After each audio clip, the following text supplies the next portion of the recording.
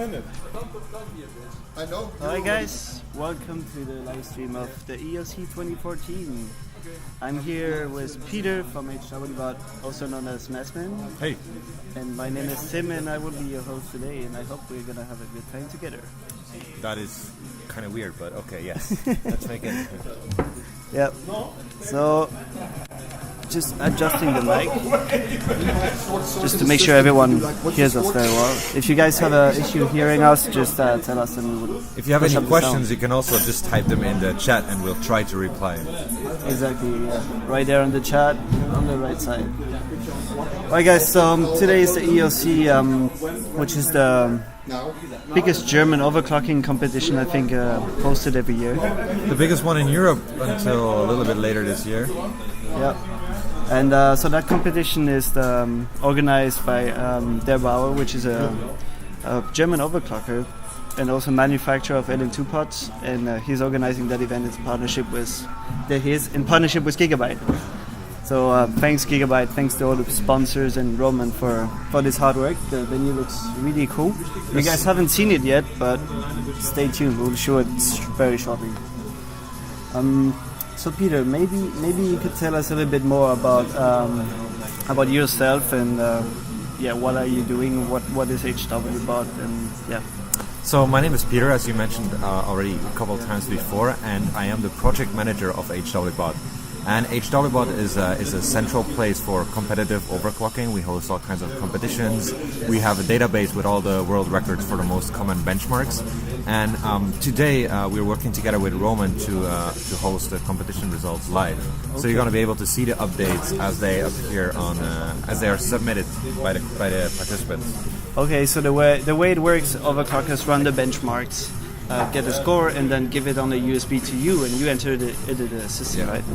Okay, so that way we can, for example, know what is their CPU frequency, what is I don't know, what is the GPU frequency, memory frequency, score, everything. Yeah. We try to upload the screenshots as well. So from the moment that the SuperPi result or the XD result appears, you'll be able to check how efficient the scores are, what kind of memory frequency they're running, which timings, and all that kind of information. Okay, yeah, that's pretty cool. That's actually very useful. It makes it a lot more entertaining, especially for us on the live stream, to be able to to share with you guys what's going on, because it's not always easy to share the feeling. Even though there's a little lag, it's still better than not knowing, right? Yeah, absolutely.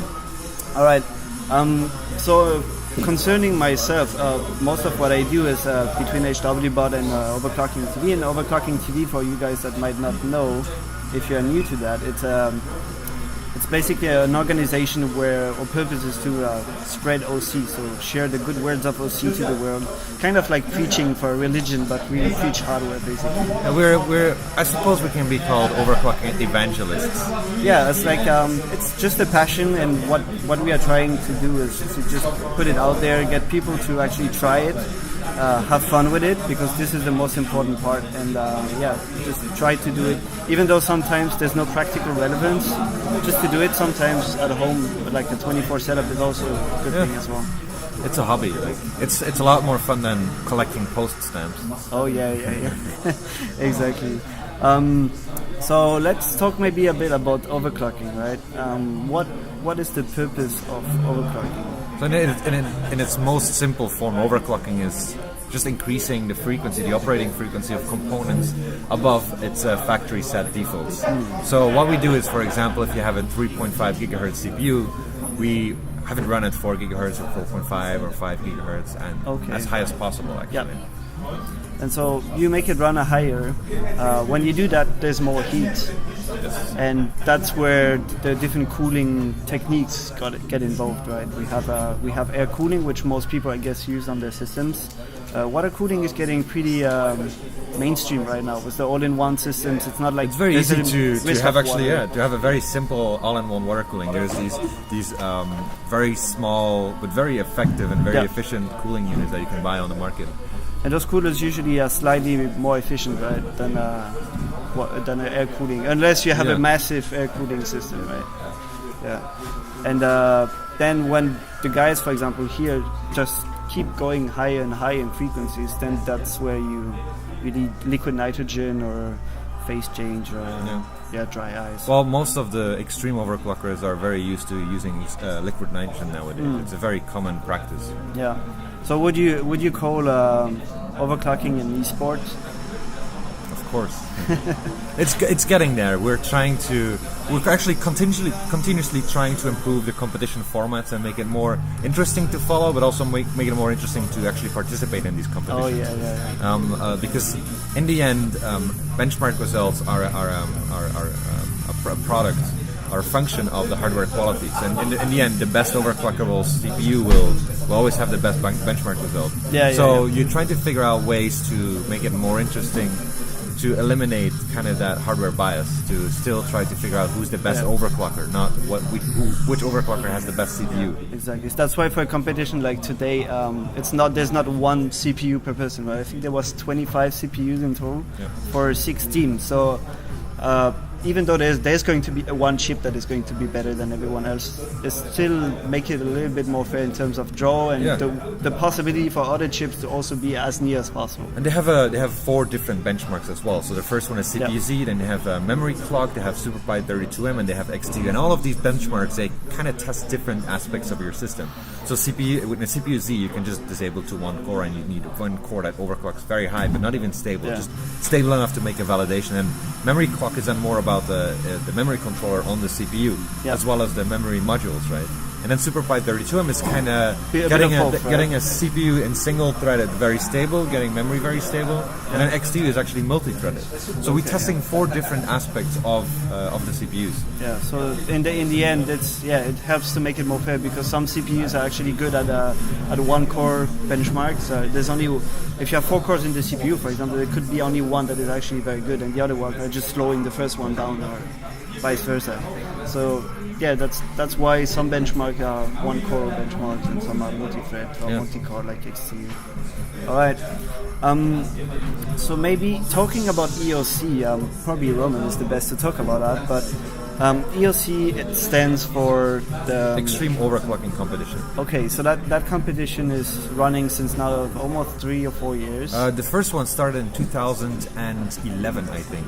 Yeah, all right. The first one hosted on HWBOD was 2012, but that was 1 year after they did the first competition. Yeah, and so the goal of that competition here in Germany is to have a worthy challenge for the top German overclockers, and something live, something that is not happening necessarily in the country rankings on HWBOD or on local forums, but something that is global to whole Germany. The EOC spun off the global GoOC overclocking competition, right? The last GoOC was, I think, 2010.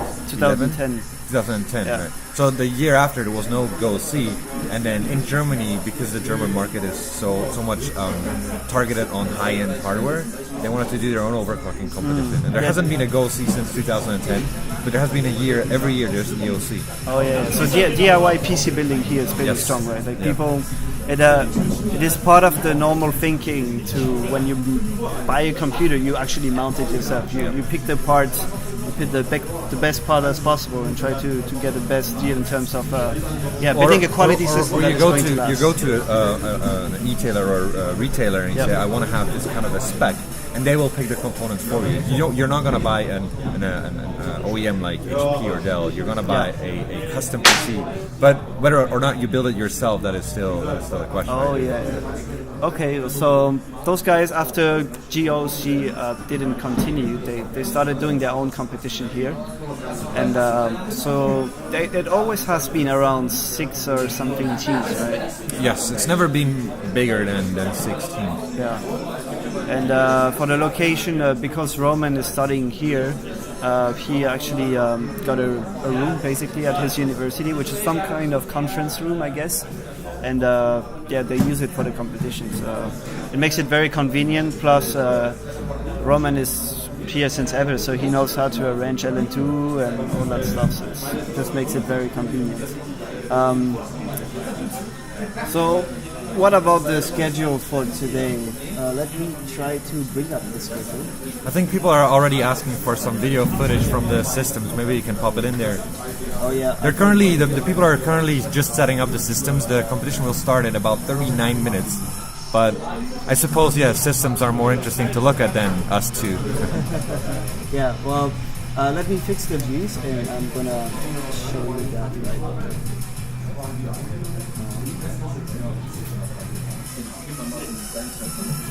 So as I mentioned, the show is officially starting, or the competition is officially starting on at 11 a.m. local time, and in total they have 5 hours to compete in all 4 benchmarks.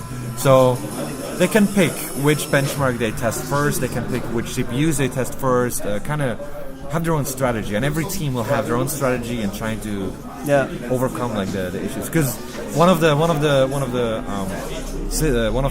stages is memory clock, so we'll have to have LN2 on the memory as well. And it's going to be interesting to see which teams. Our team is going to go straight to LN2 on the memory set, or are they first going to set some records or some scores on the other benchmarks with just memory on air, and then move to.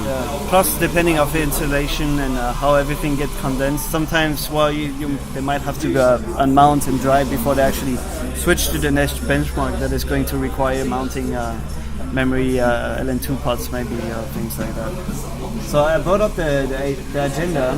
So I think arrival and all that stuff is already done.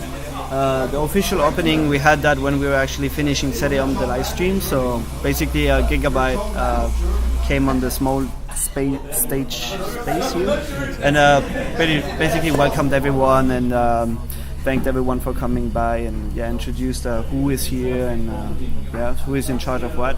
Then Roman had a speech about the rules, as well as Lieghoft, which is the master judge for this competition. So now, right now, we are in the system setup and installation phase. So as you can see on the first on the top left screen, that's Bullshooter, which is a German overclocker, and he is right now insulating his board. So this is going to take at least an hour, 40 minutes. I think the time everyone gets ready and boots up and starts tweaking slightly the It system. starts at 11 a.m., right? Yeah. So but there's like a good half an hour left before they actually start competing. So yeah. All right. So if you guys have any questions, just go ahead, throw it on the chat. If we don't answer the question, don't worry. Just keep repeating. Ask it again, because like we might just miss it because there's a lot of people talking there. So and thanks everyone for being there. Maybe let's take a quick break, and we will be back in a few minutes talking a bit more about the competition structure, how things are working, and all that stuff. Yep, just a second.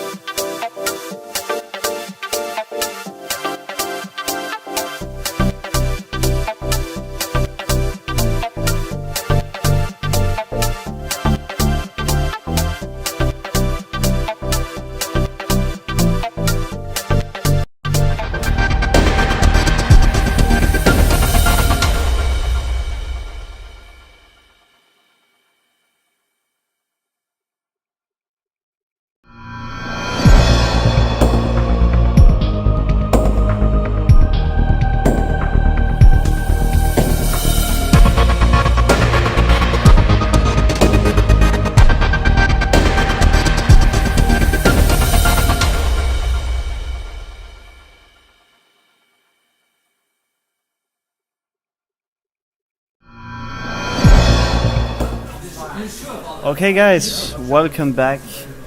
So we are here still at the EOC 2014 and the guys are still setting up, so meanwhile they are setting up, we are just going to go through the competition structure to explain you how this competition is working and yeah, all those little details and things like that. So in terms of competition structure, this works based on the HWBot competition engine, which gives a fairly clear way of structuring a competition through different stages. So how does the stage system basically work? It's very simple. There's 4 different stages, and the participants have 5 hours to submit scores in each of the stages. And depending on the position within that stage, you get a certain amount of points. And then whoever gathers the most points is the winner. Okay, so there's one stage for each benchmark, right? Yeah. So for this competition, if we look at the stage structure in the benchmark they have, for example, we have first of all CPU-Z, which is basically CPU frequency. So all you have to do is open the CPU-Z tab, the CPU-Z software, and that's it. Validate the running frequency, right? Basically, you have to. What most people will do is they will boot up at a certain frequency, and then the operating system they'll increase it gradually, making validation files along the way. And whoever can get the highest validation file, the highest reported CPU frequency, will win that stage. Okay, so this is it sounds like an easy benchmark to do. Well, it's not really a benchmark, right? It's a validation. The difficulties about CPU-Z validation is that you need to figure out what is the ideal temperature and the ideal voltage to run, and I also need to have a lucky CPU. So there is some skill involved, but it's definitely not the most the benchmark that requires the most skill. So if, for example, all the teams they get like 4 or 5 CPUs each, like 4 CPUs, I guess. They're going to test the CPUs before actually trying to validate as high as possible. How does it work to select, for example, a good CPU before you do all that? Well, the problem is that there's only 5 hours, right? And you're not going to be able to test every CPU in every single benchmark for those 5 hours. So the overclockers will have to go through this binning process where, based on certain characteristics on air, they will identify the best CPU and then they will try that one on LN2, see how it scales. If it scales very high on LN2, they'll keep that one. Yeah, okay. If it doesn't really scale, they'll maybe switch to the second best one on air cooling and then try that one on LN2. Okay. Because it's not only a matter of finding a good a CPU that can do a lot of frequency on a low voltage, but if it only scales to minus 90 degrees, you might not reach the highest frequencies on LN2 cooling. Yeah, it might just be a hassle also to cool down, because you have to really keep stable at the temperature, right? Especially with the Haswell CPUs, most of them cold bug at a fairly low temperature, so between minus 110 and minus 120. Yep. So if you can find a CPU that can scale both in temperature and in voltage, that just the frequency just goes up as you increase the voltage and the temperature, you have a winner. Some CPUs don't scale with temperature, some CPUs don't scale with voltage. Okay, and to what is that related? Why is that like this? Is it a silicone thing or like? It's just something that is different for every single CPU. Okay, so it's like a DNA of every CPU. Like you could identify a CPU that way. You could popularize it in that kind of a term, yes. Yeah. So earlier we were talking about one-core or multi-core benchmarks. In terms of CPU-Z, how does that work? Do you run it on, because CPU-Z gives you the amount of cores you are using, but does it matter for this case, for example? Do you need to have all the 4 cores or 8 cores activated, or you can just have one? It depends, right? You cannot clock the cores independently, so you cannot select on AMD, for example. You can select which core you want to overclock, and then on a Haswell that doesn't work. So you can disable a couple of cores from BIOS. You can go 1, 2, or 4 or 3 cores, but then try to find the best one that is most stable in CPU-Z. But all the cores will be clocked at the same frequency. So usually you're going to be limited by your weakest core, unless your weakest core is like core 3 or 4, and then you disable those in the BIOS, and you can continue with 1 and 2. Okay. So there's you need to play around with a couple of settings to find like the best configuration, but that's part of the overclocking process. And so they have 5 hours to do that, plus the 3 other benchmarks to run. So pretty much they have an hour and a half if depending how they want to do it. But it would be me. I would try to allocate as much time for each benchmark as possible. I think from a strategy point of view, having the highest CPU-Z validation isn't going to make or break your competition results. We will see after, but that is actually the benchmark for the stage of that competition that is worth the less points. We'll go over the points later on. Well, it's more. I mean, if you find a good CPU in, for example, SuperPi 30 Gym, you can be fairly sure it's going to be okay for CPU-Z as well. Okay. Yeah. So you can use the CPU-Z to quickly estimate how good your CPU is, and then move on to the other benchmarks, and maybe keep CPU-Z until the very end when you see, okay, maybe I need another 2 points. With the hope you don't kill the CPU in between, right? Yeah. Okay. So that's for CPU-Z. This benchmark is around here for a long time already. It's like as old as SuperPi, and it's the bare essential of overclocking. It's just seeing how high you can push your frequency. And in many benchmarks on HWBot or in competitions, every time you do screenshots for validations, you always have CPU-Z open with the different tabs for memory and stuff like that. For example, in this competition, what tabs do they need to have open to validate the score? Do they need just the first window or open motherboard? And well, for CPU-Z, I think they only need to have the verification files. For benchmarks with screenshots, they need to have the CPU-Z, they need to have the memory, the motherboard, and then the memory SPD as well. So 4 tabs open. Okay. They have to very clearly show what components they're using in this competition, I suppose, or for the results. Well, yeah, for sure, yeah. It makes sense. We want to make sure that they're not using a different motherboard or not a different memory kit or something like that. Oh, yeah. Well, it's only 6 teams here, so I think it's fairly simple to know this. Unless you mount the head spreader of the brand that you're supposed to bench on another memory kit. But yeah, cheating is never a good option anyway. So let's move on to the second benchmark, which is XTU. So XTU is a benchmark developed by Intel. So it's not just a benchmark, right? It's much more than just Intel XTU is a very interesting project that we cooperate. Well, when I say we, I mean I'm speaking as an HWBot project manager right now. XTU used to be a software application where you can overclock your system with, but at the launch of Haswell, we worked together with Intel to integrate a benchmark in it, and the benchmark is based on Prime 95, so it's multi-threaded and it's slightly biased towards the memory. So having better memory frequency, better memory timings will actually increase your performance a lot. It's a very simple benchmark. It runs for about 30 seconds, a couple of loops, and then just sees if your system is stable. So it's a very simple to use thing that provides you tools to, without going to the BIOS, actually change the exact same settings pretty much. Even the other day I was looking through the benchmark, and there's actually sometimes more settings in XTU than there is in some BIOSes. Yeah. So it gives you more things to touch with. Yeah. Well, a lot of the controls for CPU overclocking are available on the CPU registers nowadays.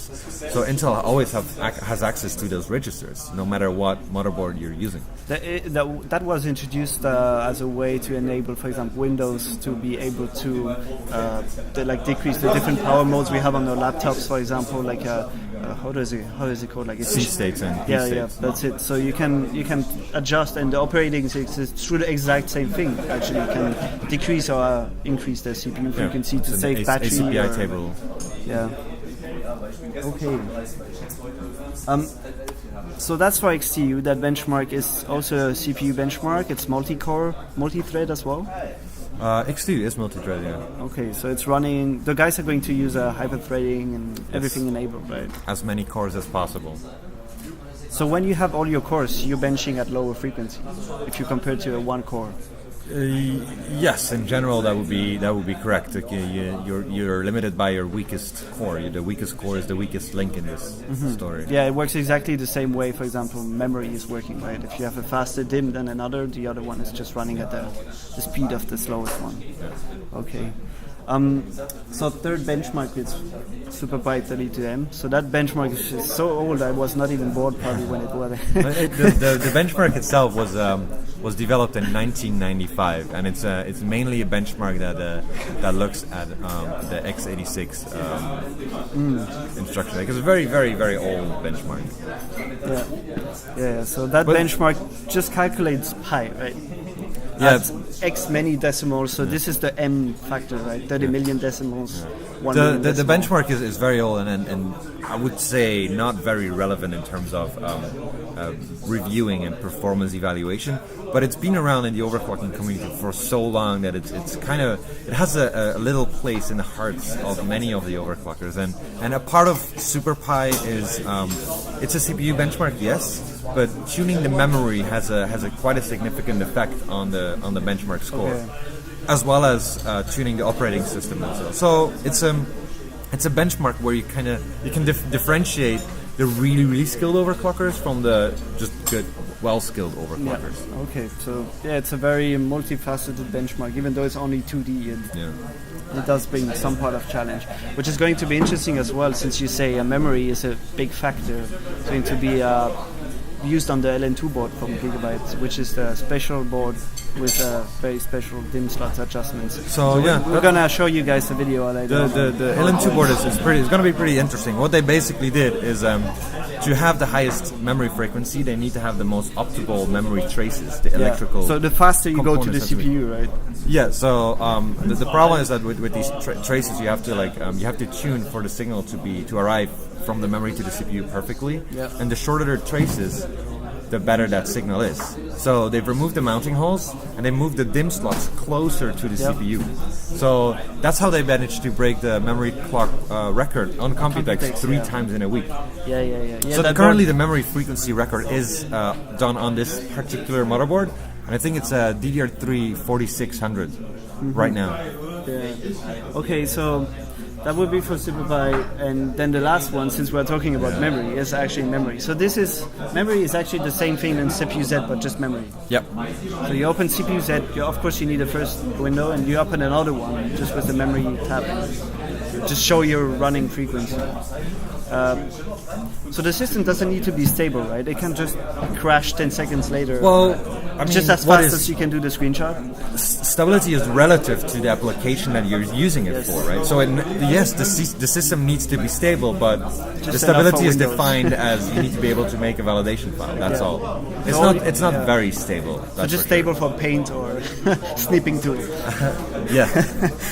Okay.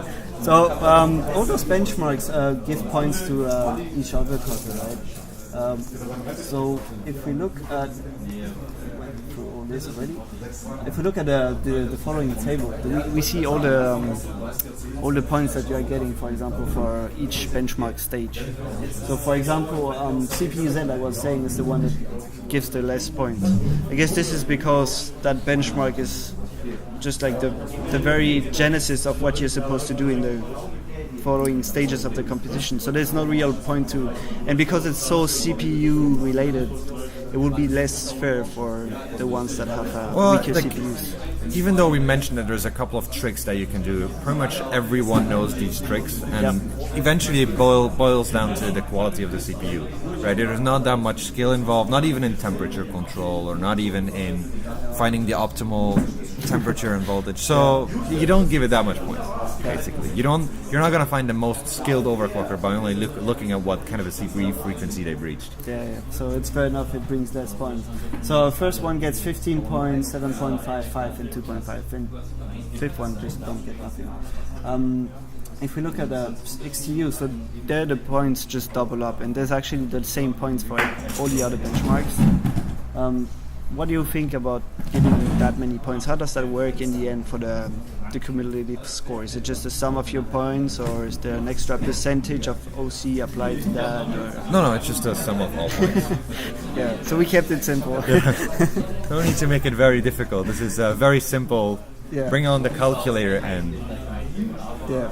So there's a question from Epic Sound on the chat asking if there's optimization of hardware as well, or is it just the BIOS? I mean, I think what he's meaning is there a modding done on the hardware? I think for this specific motherboard, they're not going to do any hardware modifications, but in general, still with the hardware of today, we see a lot of people trying to modify on the motherboard as well as on the graphics card. So not for this, for the components they're using today, but in general, yes. Yeah. Is that there's less modification on that motherboard? Is that related to the fact that it's a very specifically designed board for overclocking? So there's no need to modify anything. Measuring points are there. Back in the old days, overclockers used motherboards that were used by everyone. But today, companies like Gigabyte, they build motherboards specifically geared towards overclocking. So all the voltages and all the overcurrent overrides, they're all already implemented on the motherboard. So you don't need to solder anything anymore. Yeah, you even have the debug codes. You have extra buttons to not just simply actually clear CMOS, but you have buttons to increase the multiplier and all those things. So you can pretty much overclock your board without even turning on your screen. Well, because you would not have to see what you're doing. The only thing is you don't have a feedback of the system. So yeah, there's modding done, but not necessarily on today's hardware. Yeah. So today it's going to be a lot of OS tweaking And bias tweaking. and bias tweaking. I remember a lot of the people do run SuperPi not necessarily on Windows 7. Oh, because it's such an old benchmark, Windows XP is actually Better. better for performance. Yeah, performance It is sad to wise. say Windows XP is actually better than Windows 7 Well, for it's- SuperPi. Yeah, it's just a very old application, right? There's nothing you can do. I mean, a DOS application is going to work better on DOS. Okay, yeah. Well, so at the end of the day, if you go back to the points, those points sum up. There's a ranking done, and there's a winner. So what do they win?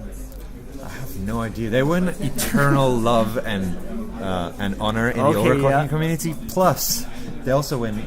So we are not talking about an immense fortune here. We are talking about mainly hardware prices, right? Yeah. They I go think- home with all the boards they use, which is already a very special edition that not many people on Earth. Yeah, so if we look at So- the left, I think they win a trophy and then Yeah. PSUs and motherboards and memory kits and swagger in general.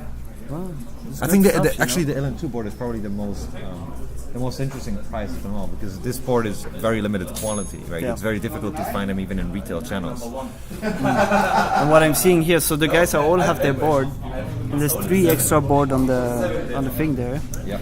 So the winning team probably gets a few more boards, right, to take home, or like. We're gonna have to check with Roman. Yeah, I'm not correctly. too sure about all those details. So yeah, how does it work for overclockers that are on participating to that competition in terms of being an overclocker in the community? As having, do they need an account on HWBot to be able to participate here, or how does that work? I'm not sure what the requirement, but all of the overclockers do have an account at HWBot, yes. Yeah. So they submit.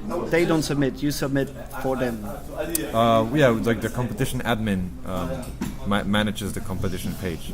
They get their score, they call over a judge, that judge verifies the score, and then it gets uploaded on the competition page. There's an interesting question from Dexter the Fourth asking if there's a favorite team for today. Is there like a very specific team that is better than anyone else? I think it's a fairly open game today. Yeah. There's not that much quality difference. All of the overclockers are very experienced with the extreme overclocking, with the liquid nitrogen. Yeah. They all know Haswell, they all know how the Gigabyte Z97 motherboards work, so So those guys know what they're doing, right? They don't need to be taught or explained anything, or it's I think just it's like open game just today. working. I'm gonna switch the top angle to Bullshooter, which is closer to us, and he is right now busy insulating and preparing the system. Well, right now he's looking for cables under the table. I'm not too sure what's going on there. Probably lost the screw. So guys, I think what we should do is just take a very quick break, and we will be back extremely shortly to talk about the competition hardware in detail. So what is the gear they're using and all that stuff. So stay tuned.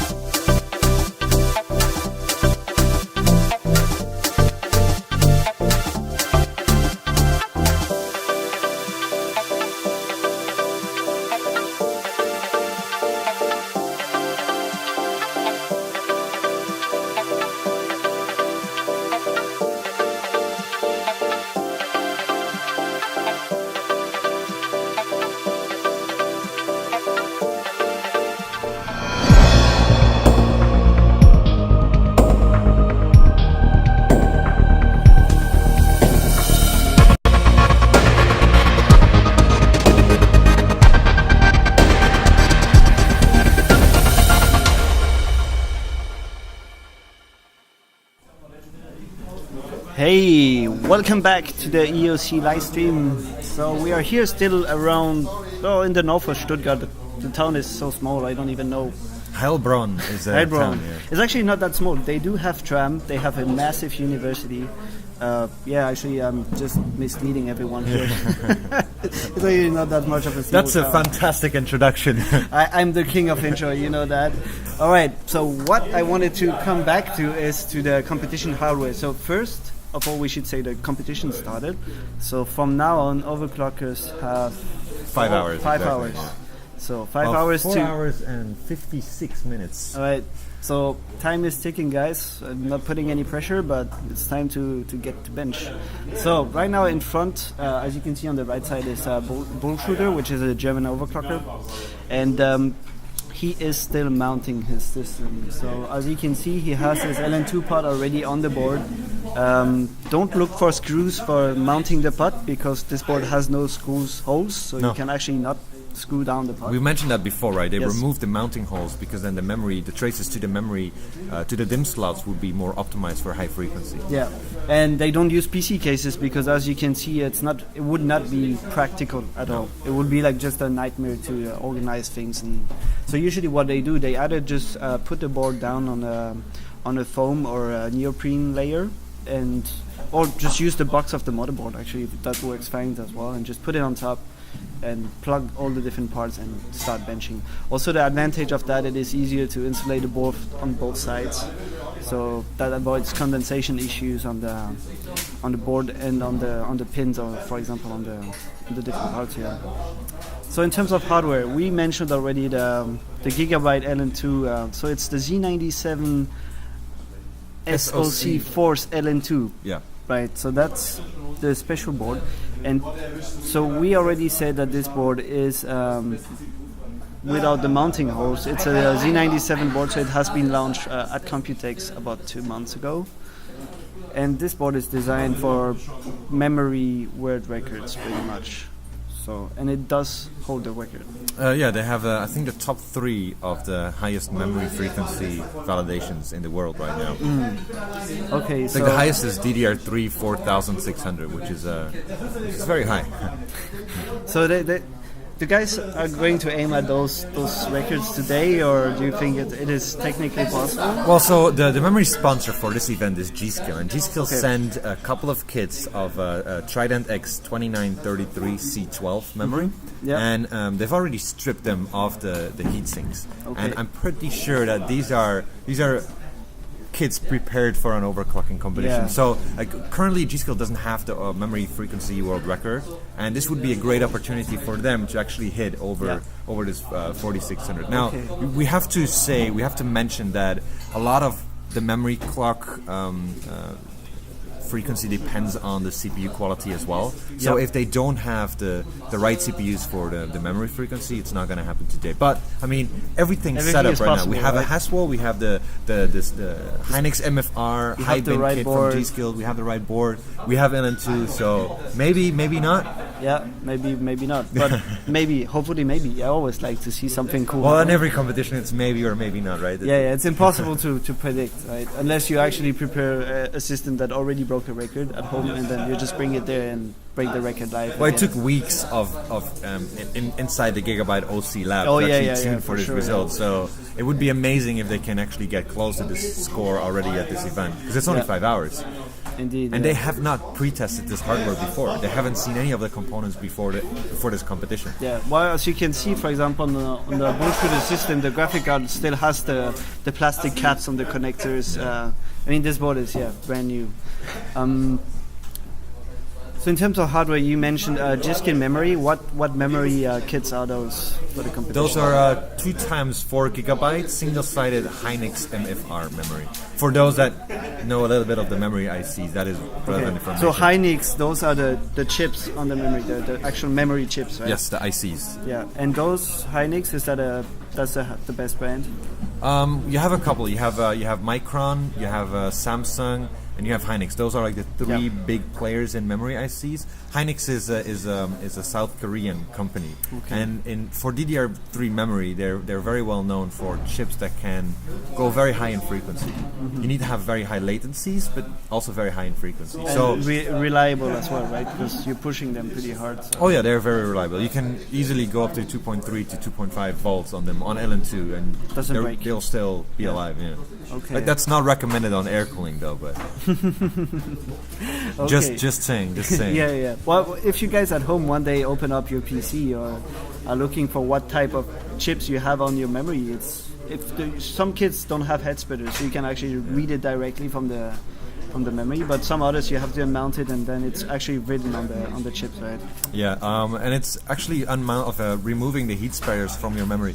It's not a very difficult thing, but you have to be very careful because some of the heat sinks are very much like they're glued to the memory IC. So if you're not careful, you could just rip off the memory ICs from the heatsink. So there's no way to put it back. Careful. Could you solder them back to the? I would assume that most people do not have a BGA soldering station at home to resolder these memory ICs. Oh yeah, so. okay. All right. And RMA is not going to be possible either. It's not going to be you're not going to be able to say, hey, it used to work and now it's broken, so can you replace them? And okay, it's very. You're kind of ruining your warranty if you do this. All right. Next hardware, the piece is probably the biggest piece we see on the table is the PSU, right?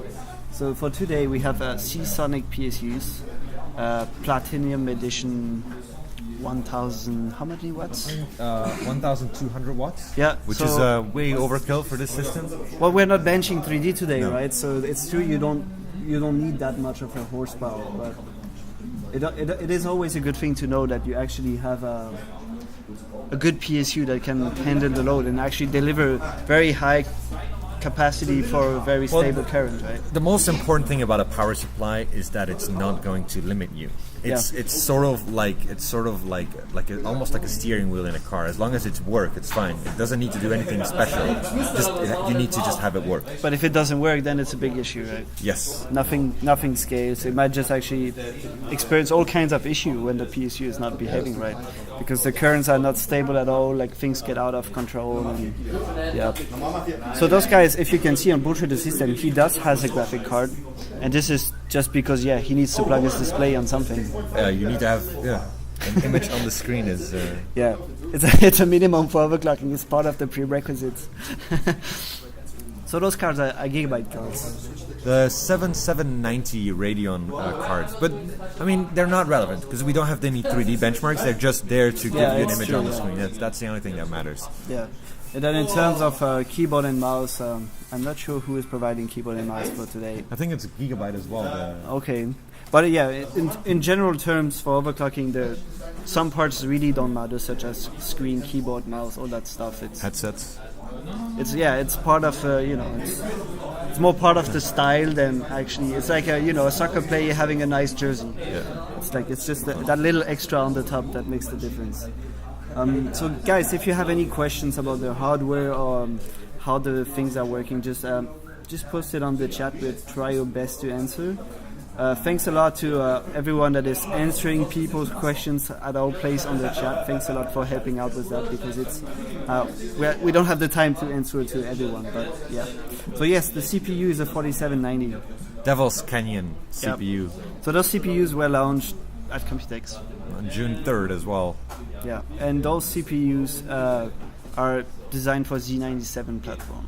Yeah, and Intel says these are specifically designed for overclocking or with overclocking in mind. Mm-hmm. Not specifically LN2 overclocking, they're more tuned for air and water cooling. But they're supposed to be the best Haswell silicon that Intel can put onto a CPU die and sell in retail and mass market production. Okay, yeah. Okay, so if we are talking, for example, about pricing, right? How much would a system like this be worth? So you have a CPU of about 350 euros. Your memory kit is going to be a bit higher. I think this one would be sold at maybe 1,000 euros because of the special bin. The graphics card, I don't know, 60, 70 euros. and then your motherboard is, I think it's officially priced valuable? it's officially priced at $250, but the problem is that there is none available. So the price for these motherboards on second-hand markets, if you even can find one, is going to be a lot higher. Yeah, because a lot of people that got that board are going to collect it. We only saw it on retail very, very briefly in the US on Newegg, and that didn't last it long enough for actually making a purchase for most of the people that were looking at buying this board. Of course, if you're a gamer, you're probably not going to be interested by buying a board like that because it doesn't have the cooling mounts and all that stuff. It's really designed for overclocking. This is maybe even a next step in building overclocking motherboards. Before we saw motherboards that you could use in just a daily system, but had all the overclocking options. Now we have a motherboard that you can't use it in an upright case. It's not possible because there is no mounting holes for the CPU cooler. Yeah. So these boards are just built for extreme overclocking. Yeah. That's why it has the LN2 to the name, right? So to make sure, in terms of if we're talking about LN2, so the part is mounted on the board. It's just holding right there. Is that enough pressure to conduct the thermal exchange? It should be okay. Yes. Okay, so some people have the rods inside, right? Like for example, the guys over there have it mounted. I'm just questioning if it's more efficient to do it this way, or if it's just a security so that you don't kick over your pot by mistake or something. Everyone has their different solution for this specific motherboard, right? Some use just gravity, some use... I see the guys from Award Fabric have a special retention mounting system where they have like little cables on the side holding down the pot. Okay, yeah. Then there's a couple of guys who just use a metal pin to hold down the cooling pot. So it's a very question of preference. Then it's more like it's not so much about it's better or not. It's just I feel better like that. So you said so since the memory is so close to the CPU, can you fit every pot? No. Because some pods are extremely large. I mean, if we are not extremely large, but if you look at, for example, the Kingpin Venom pod, this one is much larger than...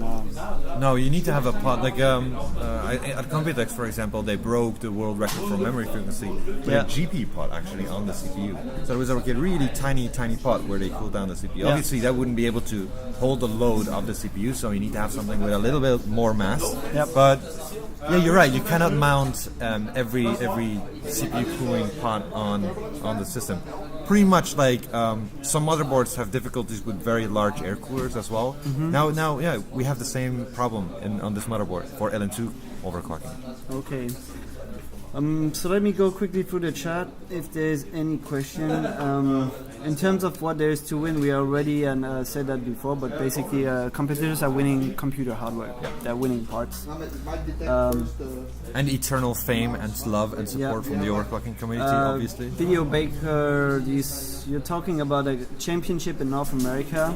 Well, right now EOC is a Europe-only competition, and it's actually a German-only competition. So it does gather people from Switzerland because since it's in the south of Germany, it's easy to make it very localized to the south. So including Austria, Switzerland, and the office, Germany, right? The German office for Gigabyte is in charge of the DACH region, so that's which is Germany, Austria, and Switzerland. So it makes sense. There's overclockers from all those places. If you want to have an overclocking community, overclocking competition in the US, you should basically contact your local offices and ask if they want to organize something like that, because that is the reason why we have this competition here in Germany as well, is because a lot of German overclockers are requesting these overclocking competitions, and then obviously Gigabyte sees value in hosting these competitions. So you should contact your local offices and try to convince them to have these overclocking competitions. Yeah.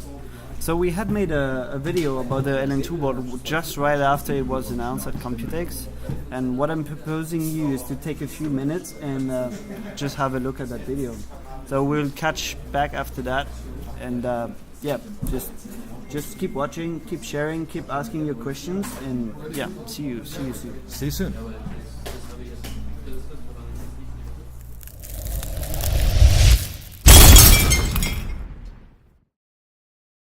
Hi guys, I'm Truthman from OverClocking-TV. We are here in Taipei, Taiwan for the Computex 2014. We are here right after the press conference from Gigabyte. They just announced a limited edition overclocking mainboard that is called the V97X SoC Force LN2. So this one is the special board made only for overclockers. That's the special edition.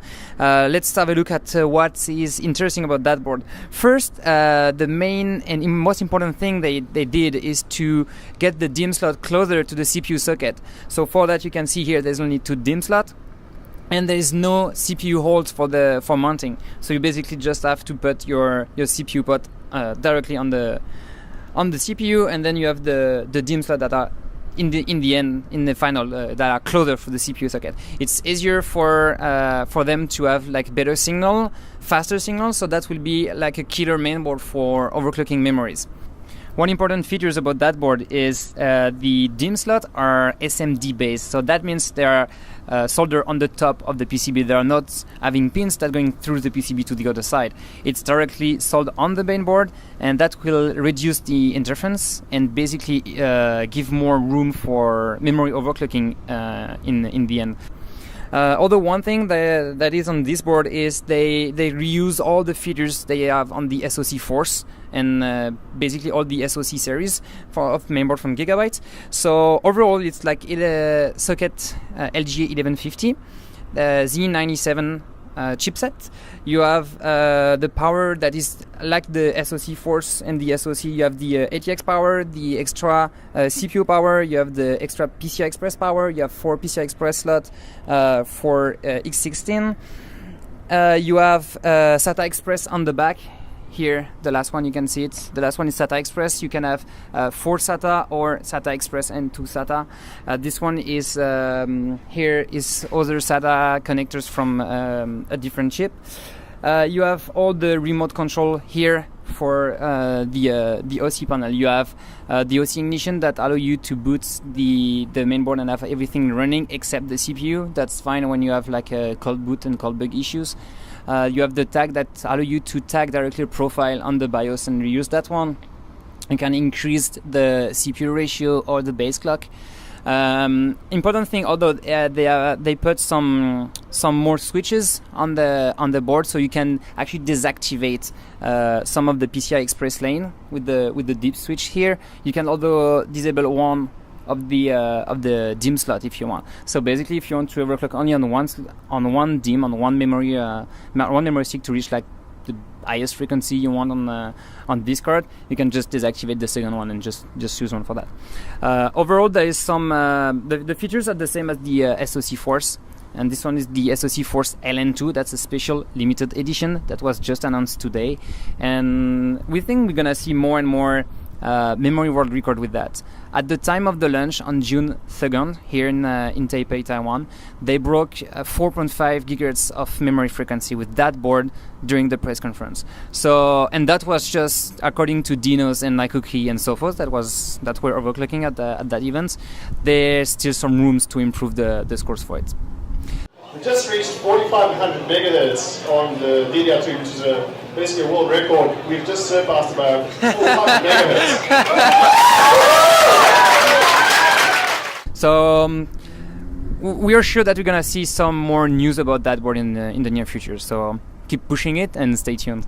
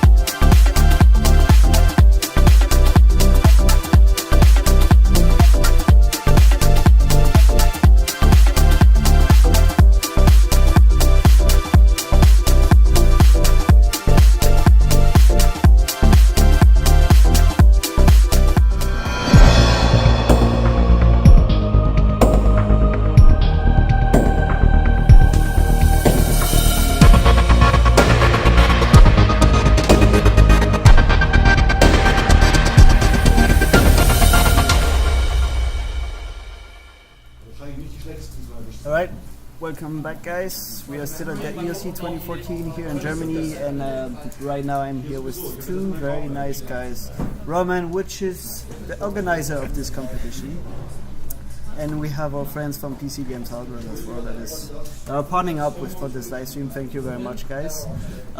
So, since you are German media, there's probably quite a few Germans watching the stream right now, and maybe it will be a good moment before we start getting scores to introduce the event in German very briefly. Yeah. So I'm gonna let it to you guys having a quick discussions on what is the event about and what is the hardware being benched and all that stuff. So alright. You have a free mic, go ahead. Thanks. So, hallo erstmal an die Welt da draußen. Ja, hi da draußen. Freue mich, dass ihr zuschaut. Ich bin der Roman. Ich bin der Tom von der PC Games Hardware. Hi. Kennen uns vielleicht schon aus anderen Videos, die wir für PC Games Hardware mal zusammen gemacht haben. Ja, wir sind bei der EOC 2014. Wir haben gerade angefangen, beziehungsweise die Teams. Der Physikschießstoff wurde gerade freigegeben und ich sehe schon die ersten Anfang. Also ich höre aus dem einen Eck auch schon 6 GHz hat einer schon erreicht mit einem 497K. Also wir benutzen heute i7 497K und i5 496K, genau. Devil's Canyon von Intel, danke an Intel nochmal dafür. Und ja, möchtest du noch was sagen? Ja genau, die ersten Ergebnisse trudeln ein, wie wir schon gehört haben. Ansonsten, wenn man sich im Raum hier so umguckt, die Leute sind fleißig dabei. Bin gespannt, was wir heute dann an Ergebnissen alles gepostet bekommen werden. Das ist das 3. Jahr jetzt, glaube ich, dass das Event stattfindet. Ja, genau. Und merkt man auch, dass alles ganz gut eingespielt ist. Die Vergabe der Hardware, wollen wir dazu vielleicht was sagen? Das ist ja nach dem Losverfahren passiert. Genau. Also jedes System, das ihr seht, der Tisch ist nummeriert von 1 bis 6. Genauso wie die SSDs, also Betriebssysteme. Und am Anfang wurde dann einfach ausgelost, wer wo sitzt. Kriegt dann auch die entsprechende SSD. Und dazu dann passend die Reihenfolge zu der CPU-Auswahl. Also das Team 1 hat dann als erstes die Chance, die CPUs auszuwählen von dem Tray. Wir haben einen CPU-Tray hier, kannst du gerade mal hergeben, dann können wir das mal kurz zeigen. Das obere, da müssen noch welche drin sein. Die oberen 2. Das hier. Go ahead. Ja, genau. Ja, also da sind noch ein paar CPUs übrig. Das sind unsere Backup-CPUs, also falls irgendwelche CPUs kaputt gehen, können wir noch schnell nachbessern. Was wir natürlich nicht hoffen. Ja, wovon ich auch nicht ausgehe, weil die haben ja sowieso 2 pro Team. Und ja. Da kommt schon kommt schon das erste Ergebnis von Team Award Fabrik. Sein Job. Please try if it's okay. Just okay. I think it's not that bad. Ja, und verfolgt einfach immer die HWBot-Page. Dort könnt ihr auch immer live die Ergebnisse sehen. Also wenn jemand ein Ergebnis hochlädt, wird es sofort da eingetragen. Das Ranking wird automatisch angepasst. Das seid ihr immer up to date. Und ja. Wenn ihr Fragen habt, einfach im Live-Chat stellen. Wir sind immer wieder da, um die dann zu beantworten. Ja, außer stellt sie in Englisch, dann kann der Tim von OverClocking-TV das immer sofort gleich beantworten. Genau. Ja, dann wünsche ich euch noch viel Spaß beim Zuschauen und ich werde zwischendurch mal wieder reinschauen. Und noch kurz als Info, ein ganzes Recap von dem Event wird es dann auch am Montag auf der PC Games Hardware Seite geben, auf pcgh.de. Da findet ihr auch jetzt schon den Livestream natürlich und auch immer mal wieder ein paar neue Bilder, Fotos, Impressionen von dem ganzen Verlauf hier. Bis dahin. Also wir haben schon das erste Ergebnis bekommen von Team Award Fabrik mit 497K bei 6500 MHz.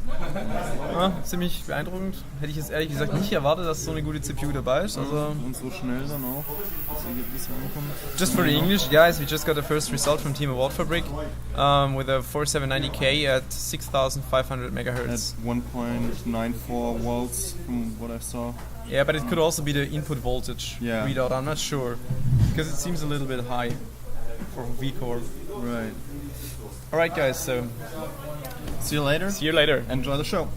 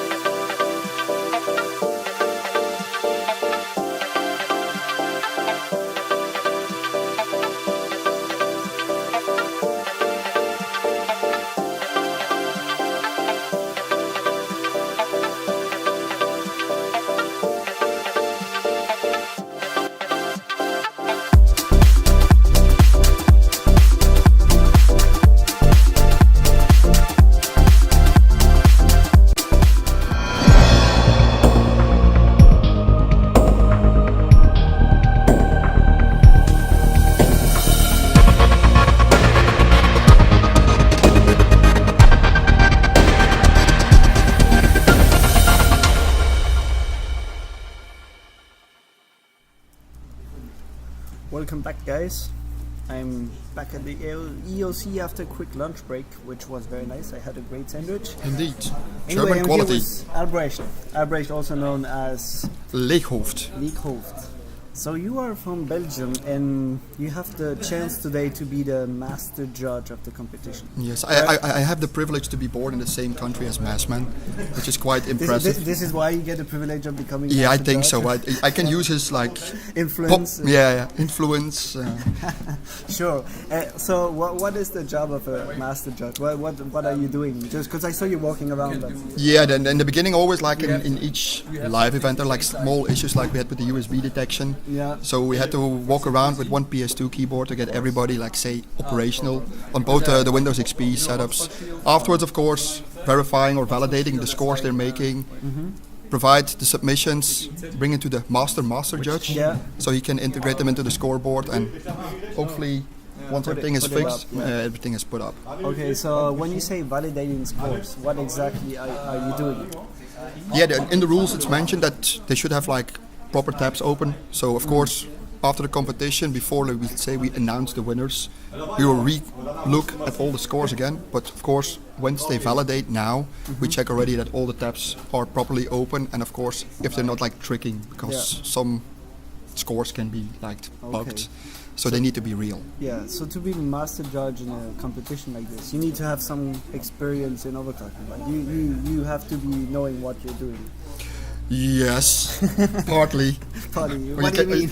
Or you can pretend. It's not like we had to follow like a course or something. No, of course you should be acquainted with the type of benchmarks, what they're running. Of course, also have like an idea if the frequencies of the CPUs are like just say 6.2, just creating a number that they're not running at 4 minutes 12 seconds or something really ultra low, so there's not speed hacking or stuff. You have to know what is we have to be aware like what can be like a real score. Yeah, what are the scores going to be like? Yeah, indeed. And in the worst case, if you're really like in doubt, can you ask them to rerun it again, or how does that work? Usually we ask for money first. Okay, that's how it works. Okay, that's how it works. At least it's very clear. Roman gives me like a weird face now. No, of course not. Of course, if there's like a doubt, we ask them to rerun, and of course, if the guys are sure they can provide a new score, or like we have like in the MOA competition, they put down an even better score. Oh yeah. Just to prove the world. Why not, right? Why not? Yeah. So I forgot what I just wanted to say. Oh, I can't help you with that, Tim. So we've seen you as master judge already this year in another competition, which was the Intel Combat Computex. Yeah. How was that competition in comparison to this one? What is the? Of course, you're working with Intel, one of the biggest brands in the world. And a bit more pressure? There was like a bit more pressure because everything had to go smooth, not only for myself but also for.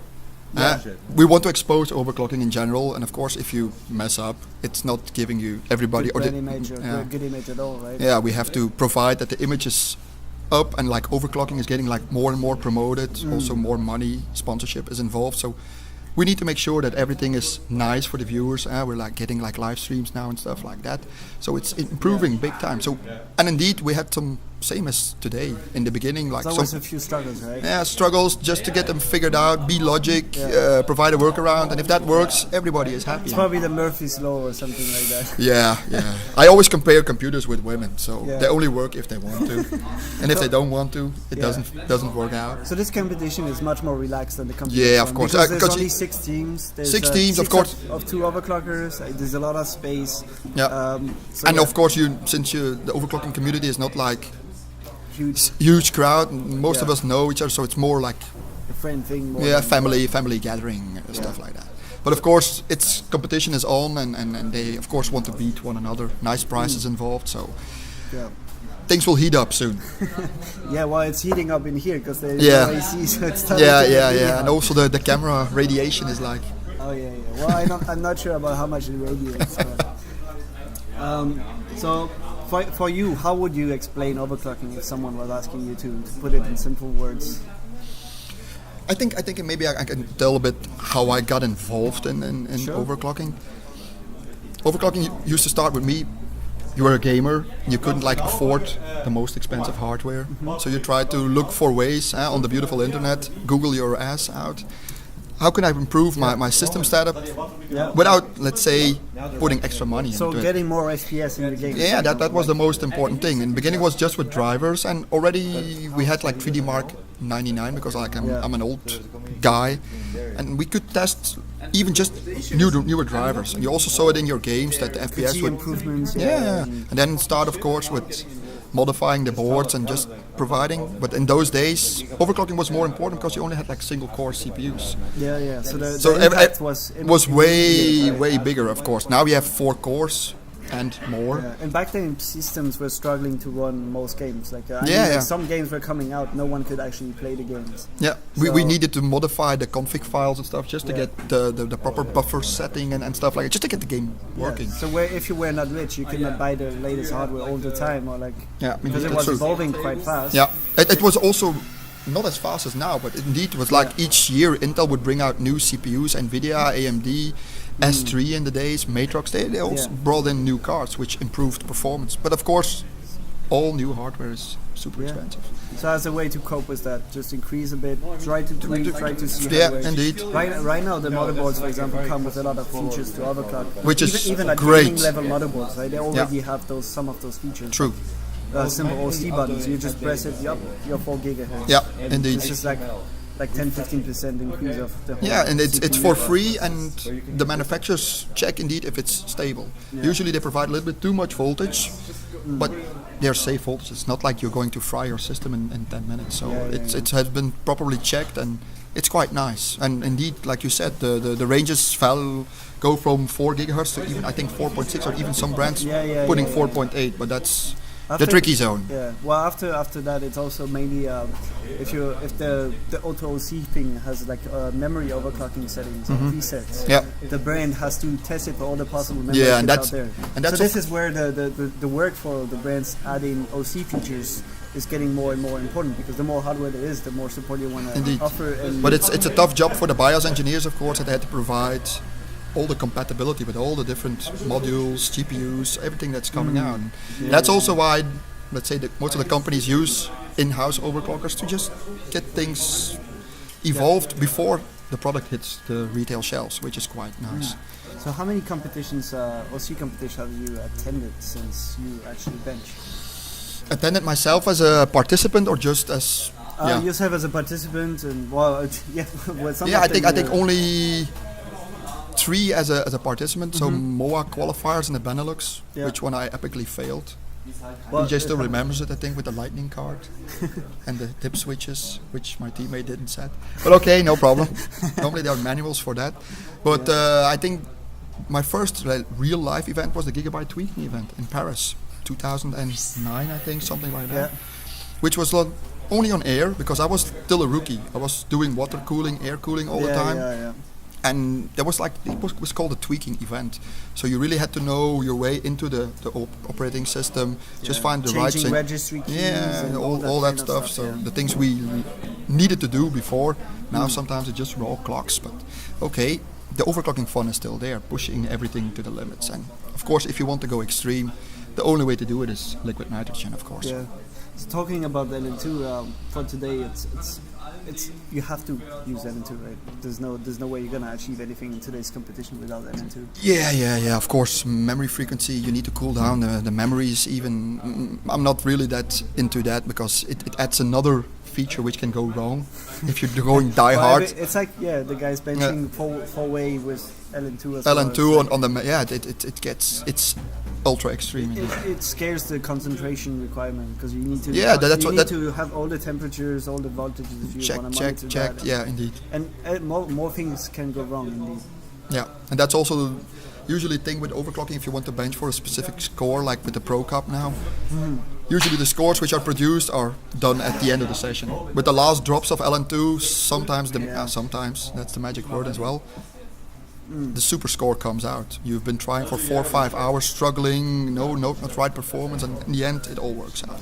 Yeah. But usually I find it more fun myself to bench with an extra teammate. Yeah. It's not because I'm that dumb, but sometimes you can give inputs which you haven't thought. And that's the same also when you have a live event.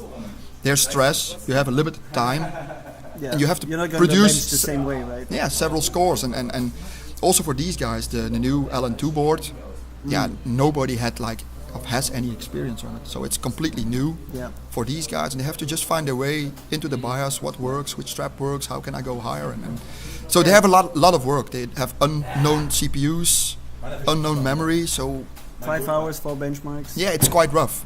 Yeah. It's quite rough. Sometimes on the streams it can look like quite easy, but there's a lot of thinking involved. It's not something just press a button and it just goes. Yeah, for sure. Yeah, have you tried the LN2 board already, or? No, Colin Briggs is sending me one. Oh, so you're gonna get. So one Colin, soon. thumbs up. Love you too, man. So yeah, that's what's your plan with the board? I mean, like, you have some kits of memory you wanna. Yeah, so I have still some good MFR kits at home, in fact, which have never been used properly for what they were designed. Because these were designed for LN2 overclocking in mind. So if I have the LN2 board, I can maybe push those kits what they're made for. Yeah, because the board is essentially designed for top memory frequencies. And okay, one last question. Which team do you think has the best chances for today? Looking at the initial results, the Award Fabric team seems to have already a good CPU. Yeah. They have already how high can it go? I did already like a 6.5-ish 6.5 validation. Okay. Frank here from Hardware Reactor is like walling around 6.3-ish. So yeah, the thing is with the Super Pi as well. If you can gain like 100 or 200 megahertz frequency on the other teams, you have already a big advantage. Big advantage, of course. So yeah, I think even it's surprising because like Boris, aka Stummerwinter, hasn't been that active in the overclocking scene, and they still managed to squeeze out every megahertz time after time again. Because overclocking didn't change, right? I mean the principle, some settings changed place. Yeah, the basic principles stay the same indeed. And you also have like the knowledge of benching, like maybe like SuperPi to perform all the tweaks, the copy Waza thing, the large system cache. Didn't change. They don't change. It's not because there's a new platform, like Z97. It doesn't change the way you should bench. Right? Yeah, he just needs to get acquainted with the Gigabyte board, the memory, and then just work your way out. Okay. Which is what we love to do, of course. Well, thank you very much for. You're welcome. Answering your Been a pleasure. We're gonna take a short break and then we'll bring up. We're gonna discuss with Mathman over there the few scores that already have been submitted, and we'll also prepare a small discussion with him about what's the difference between live OC and. Offline OC at home, which is actually a very different sport if you look at it. Yeah, indeed. True. See you guys in a few minutes. Okay, bye viewers. See you.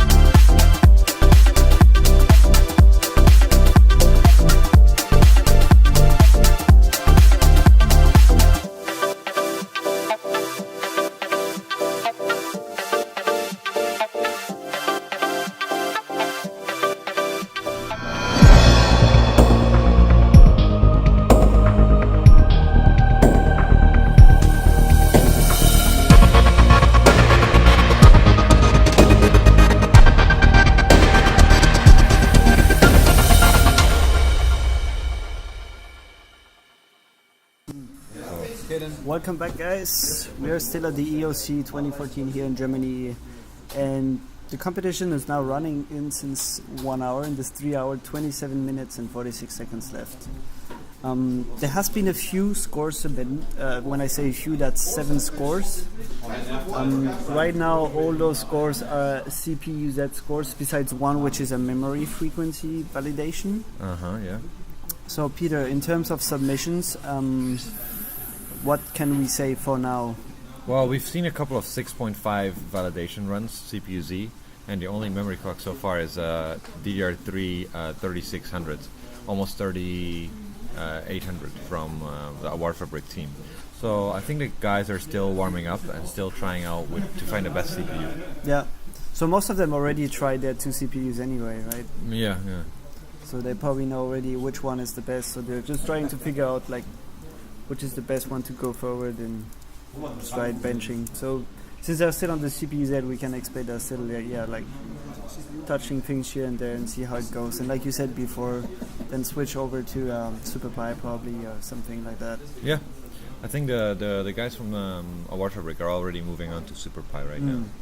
Yeah, and we can see right now on the screen we have Bullshooter's PC, and he's on XP, so there's a big chances he's gearing up for SuperPi too, right? Correct. So there were some questions from the guys. What are the frequencies that are running at? So, for example, right now the top CPU-Z validation, how high is that one? That's 6,517 by hardware lux. Okay. How would you describe that score? Is that a high score? Is that a okay? Well, if we look at the other 4790Ks, it's definitely not the highest ever achieved, right? Let's go and look at the HO page for a 4790K, and we can see that the highest validation with a 4790 is 7.007 Wow, gigahertz. so there's still quite a bit of room. Yeah, it's in the top 5 of CPU-Z validations, but yeah. It's not probably the not going highest. to reach anywhere near the top anyway today. We're not going to see 7 gigahertz, that's for sure. Yeah. Yeah, if there were 7 gig, we would already have scores like nearly there, or like a 619. 6.8, 6.9, yeah. Okay. And what about the memory? There's one memory submission, right?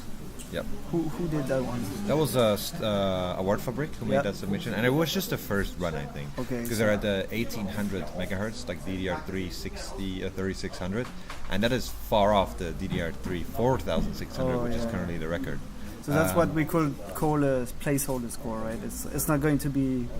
It's their only just score. putting something up on the scoreboard and making sure that the entire validation process works. So they check if the validation file they made, if it uploads, if it validates, and if it does, then they can continue to push higher. Because I mean, if you would have the record, but then all of a sudden turns out your validations are corrupt, then you have no score whatsoever. Yeah, then you might just lose because of not a stupid mistake, but it's always good to have a score up anyway. Yeah, and if we look at the memory clock validation for DDR3 memory, the top 20 is all above DDR3 4100.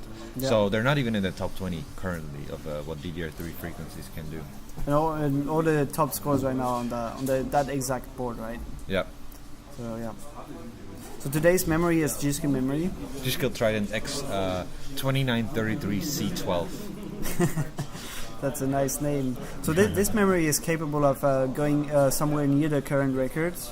I think most of these memory kits should be able to do 4200, 4300, and the good sticks should go higher than that.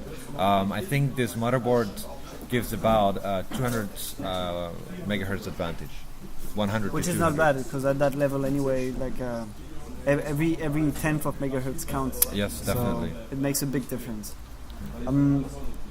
So we were talking before with live OC, which is very different from offline OC. Live OC, you have to be prepared. We are talking with Albrecht that the stress of the competition is not the same. You just don't think the same because you don't have the same time.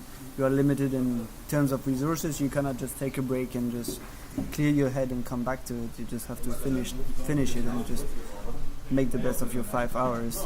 What would you describe live OC in comparison to offline OC? Well, the biggest difference between live and online is the time pressure. When you do it at home, then you have infinite time, right? If something goes wrong, you just dismount everything and the next day you try again. Yeah. Whereas here, if you run into a problem, the biggest challenge is to solve that problem as fast as possible.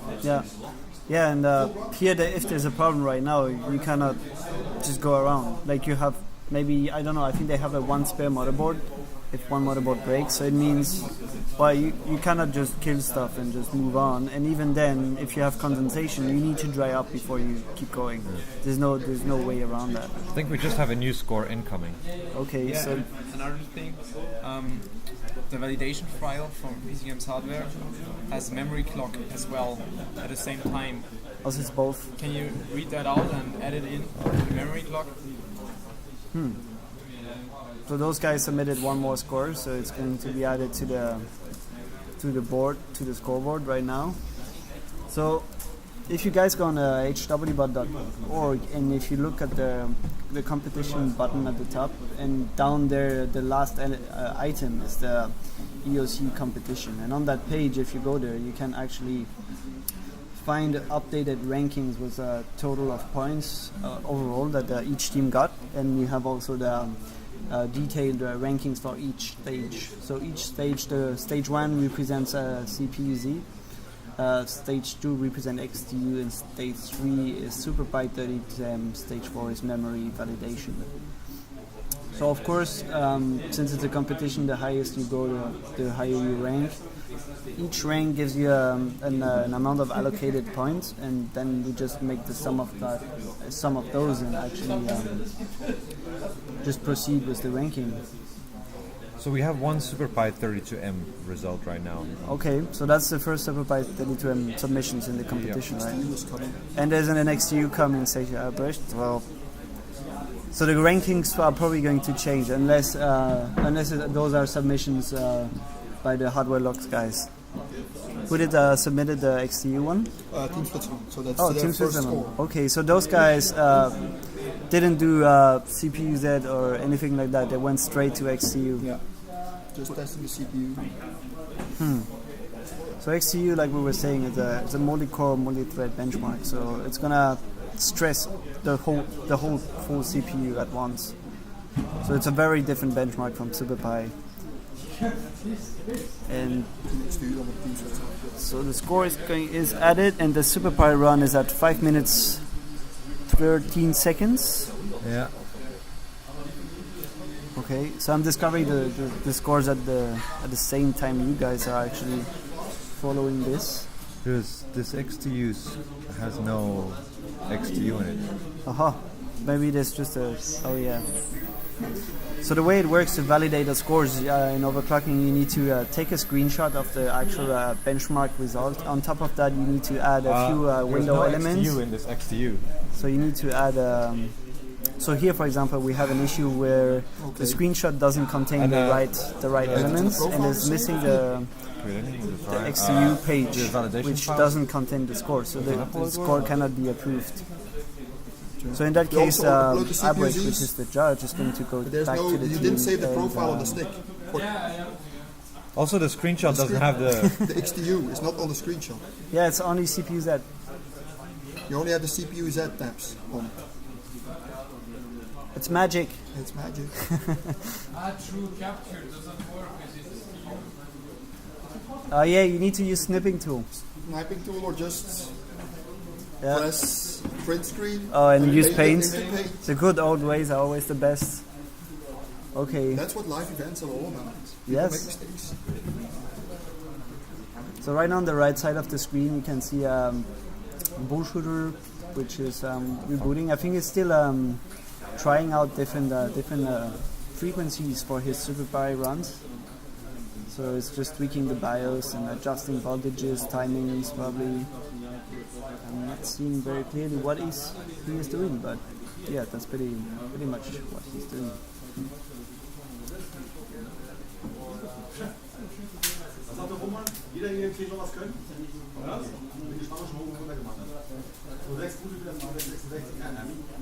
But you're still in auto timing.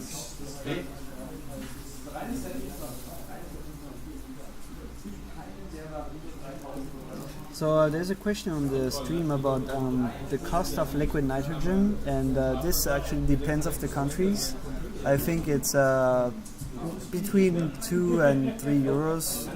Some guys get it cheaper, some guys pay it a lot more depending the countries, the regulations, and usually you can get like a good deal if you take a huge a lot, amount. right? Yeah, the more you buy, the better the deal is, the right? better the deal is. But LN2 cannot be stored forever, so if you, for example, if you buy a tank of 180 liters, which is pretty standard, well, you have that tank, but you need to use it within less than a month. If not, everything is just gone out. Especially sometimes the tank you rent are not that good, so they slightly leak, like very little over time.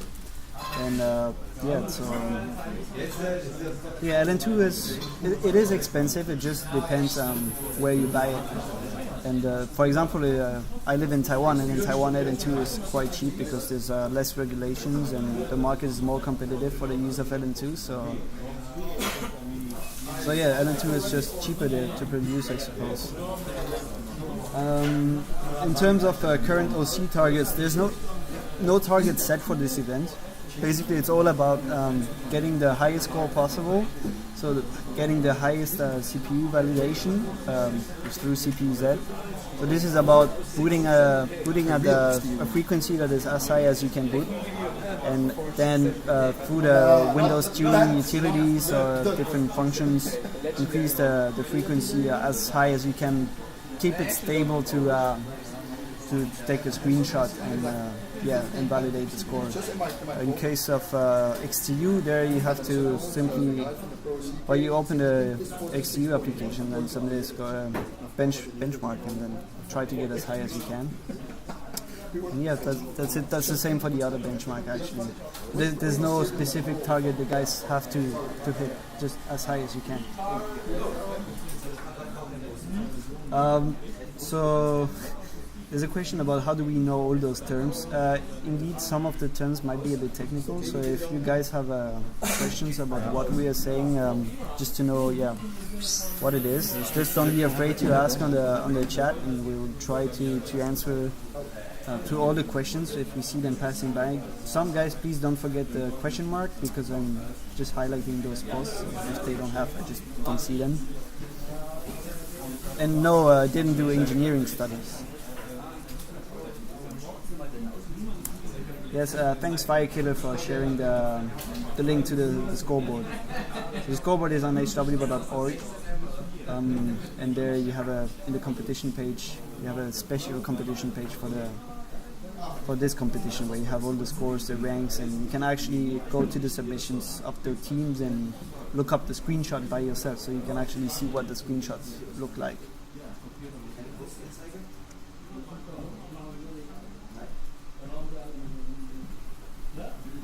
So there are 6 teams today. They are all using the same system. So the system is made of Gigabyte Z97 SoC Force LN2 motherboard. So this LN2 board is a special board. It was developed 3 months ago and launched at Computex, and basically this board is here for breaking memory records. It has a special design. It doesn't have mounting holes around the CPU, so you cannot mount a cooler on it, but it's enough to fit a pot that is not too large and bench it. So it's a memory frequency world record killer board. In terms of memory, they use Gigabyte memory, and then in terms of PSU, it's Seasonic PSUs. The graphics card it's a Gigabyte graphic card, but it's not a focus because there's no 3D benchmark involved in this competition. It's only 2D. So to repeat what overclocking is for the guys that are just joining us, OC is about increasing the frequencies, the operating frequencies of different parts of your computer, so you can increase the CPU frequency, memory frequency, you can increase your graphics GPU, so your graphics processing unit frequency, you can increase also the memory on your graphics cards. So all those frequencies can be increased through multipliers and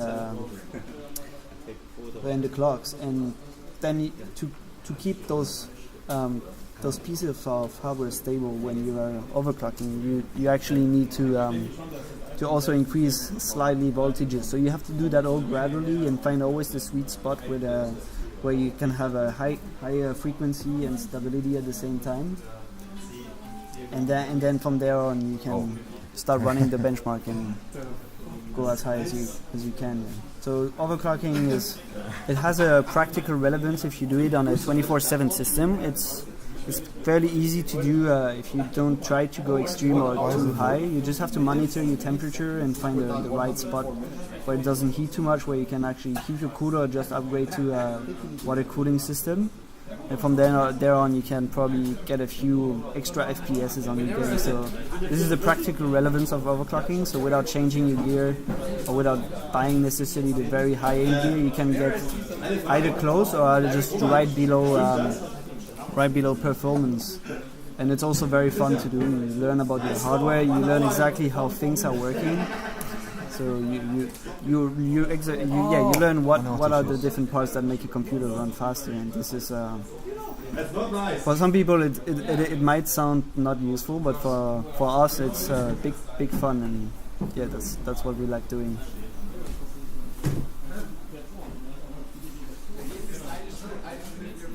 In terms of minimum frequency those motherboards can be tuned to, I'm not too sure how low it can get. There has been in the community, the OC community, some so we call them some underclocking competitions. So we don't overclock, but we just try to run a benchmark as slow as possible. And the idea is to get the worst score ever. So there are people that are genuinely interested in having fun at doing this. But yeah, I have no idea for that specific board with the CPU, which will be the lowest one. So yes, the CPU used is an Intel CPU. So it's an Intel Core i7 4790K. So those are Devil's Canyon CPUs launched not so long ago.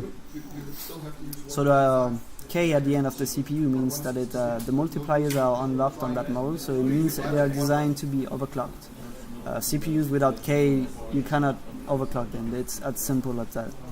So that's why we are using those CPUs. Those CPUs are for sure not cheap. They are pretty high-end CPUs. Actually, all the gear used for extreme overclocking is usually high-end. That's because the pursuit is to get the highest scores and, if possible, world records. So we only use the highest gear possible.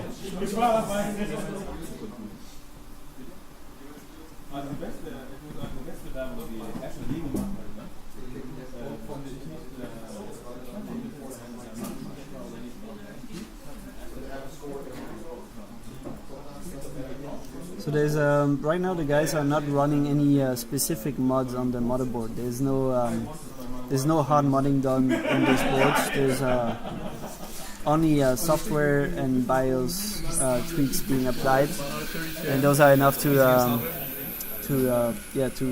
get better scores. This board, you have to think it's designed for overclocking, so the manufacturers put a lot of efforts into designing a board where you actually have to do as less modifications on the board as possible, so that every user can do it at home without necessarily soldering stuff or changing stuff on the board. So the components are designed to go about very high and push the limits of what was done in the previous series of boards. So yeah, there's no modding done.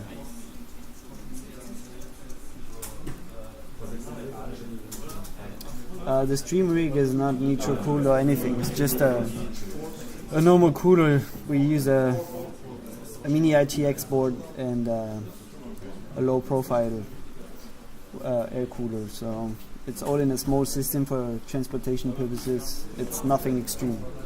It does run with a 4770K CPU because we need the processing power, but that's about it.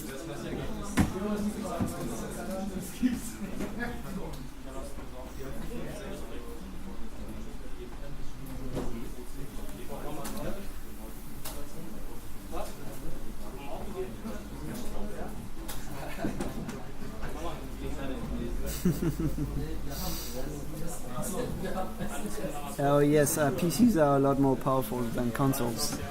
In today's world, it used to be different at some point in time, but I think since quite a few years now, PCs are definitely capable of a lot more than consoles.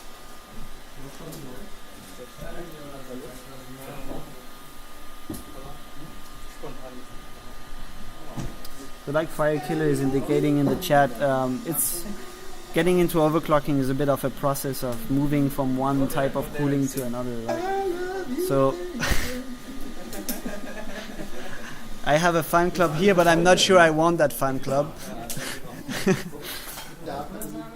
Oh, so yeah, I was explaining. So when you start OC, if you do it on your home rig or your current computer, you will start probably like all of us started, just overclocking a little bit and reaching the limit of your air cooling system. So then you're going to have to. Well, you can, not too loud. That's it. So yeah. So you overclock your system, and then you're gonna have to, if you reach the limit of your air cooler, just upgrade it, and if you can get more, try water cooling. There's some pretty powerful water cooling system out there. You can end up like pumping actually really cold water in there if you're clever about, you like to have some kind of small aquarium with ice cubes or like a car refrigeration liquid. There's a lot of ways to get it colder.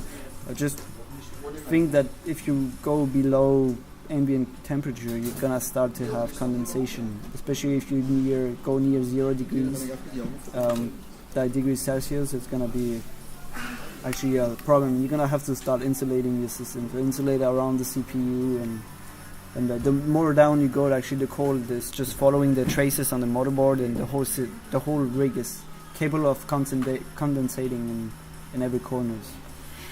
And after that, well, usually people move to LN2 if they don't go through the single stage or cascade or phase change, all that stuff. So yeah.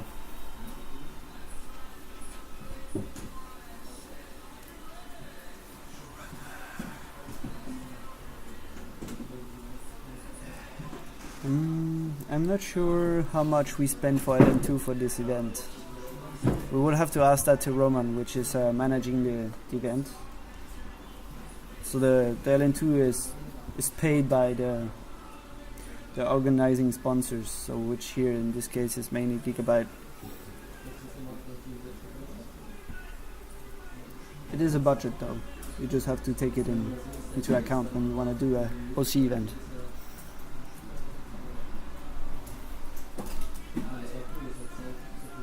So Peter, do we have any new scores? So we have a couple of SuperPi 32M results incoming, or had incoming. Now we're at 5 minutes and 9 seconds, which is, I mean, it's still not a great score compared to the world record.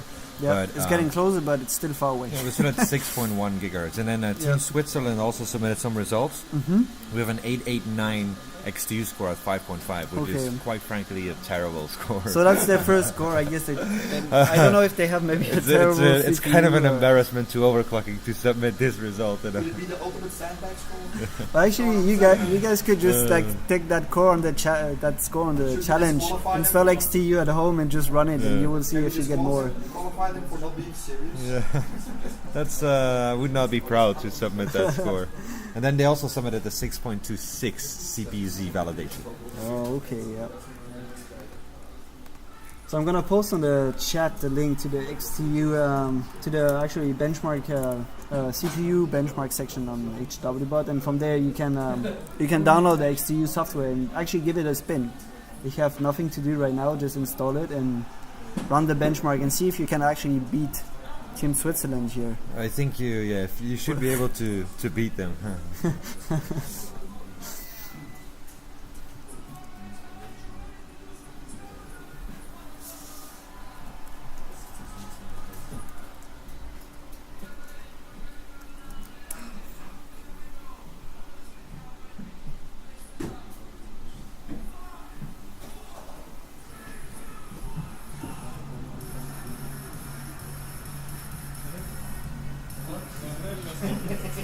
Alright, so I think it's pretty calm right now, so what we're gonna do is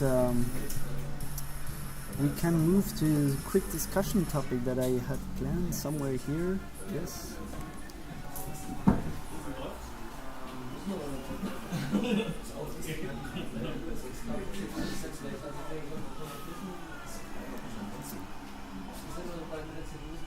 So Peter, when you want to start overclocking, what do you need?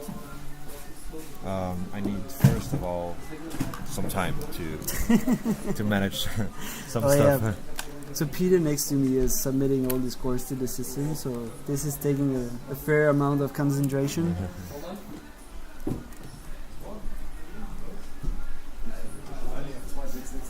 I'm gonna just switch back to the camera and we'll come back in a few minutes for another update. So the competition is going to run for the next hours. So right now there's no time pressure yet, but I think in about 2 hours people are going to start to feel the tension, because usually in the last hours that's where everything is happening.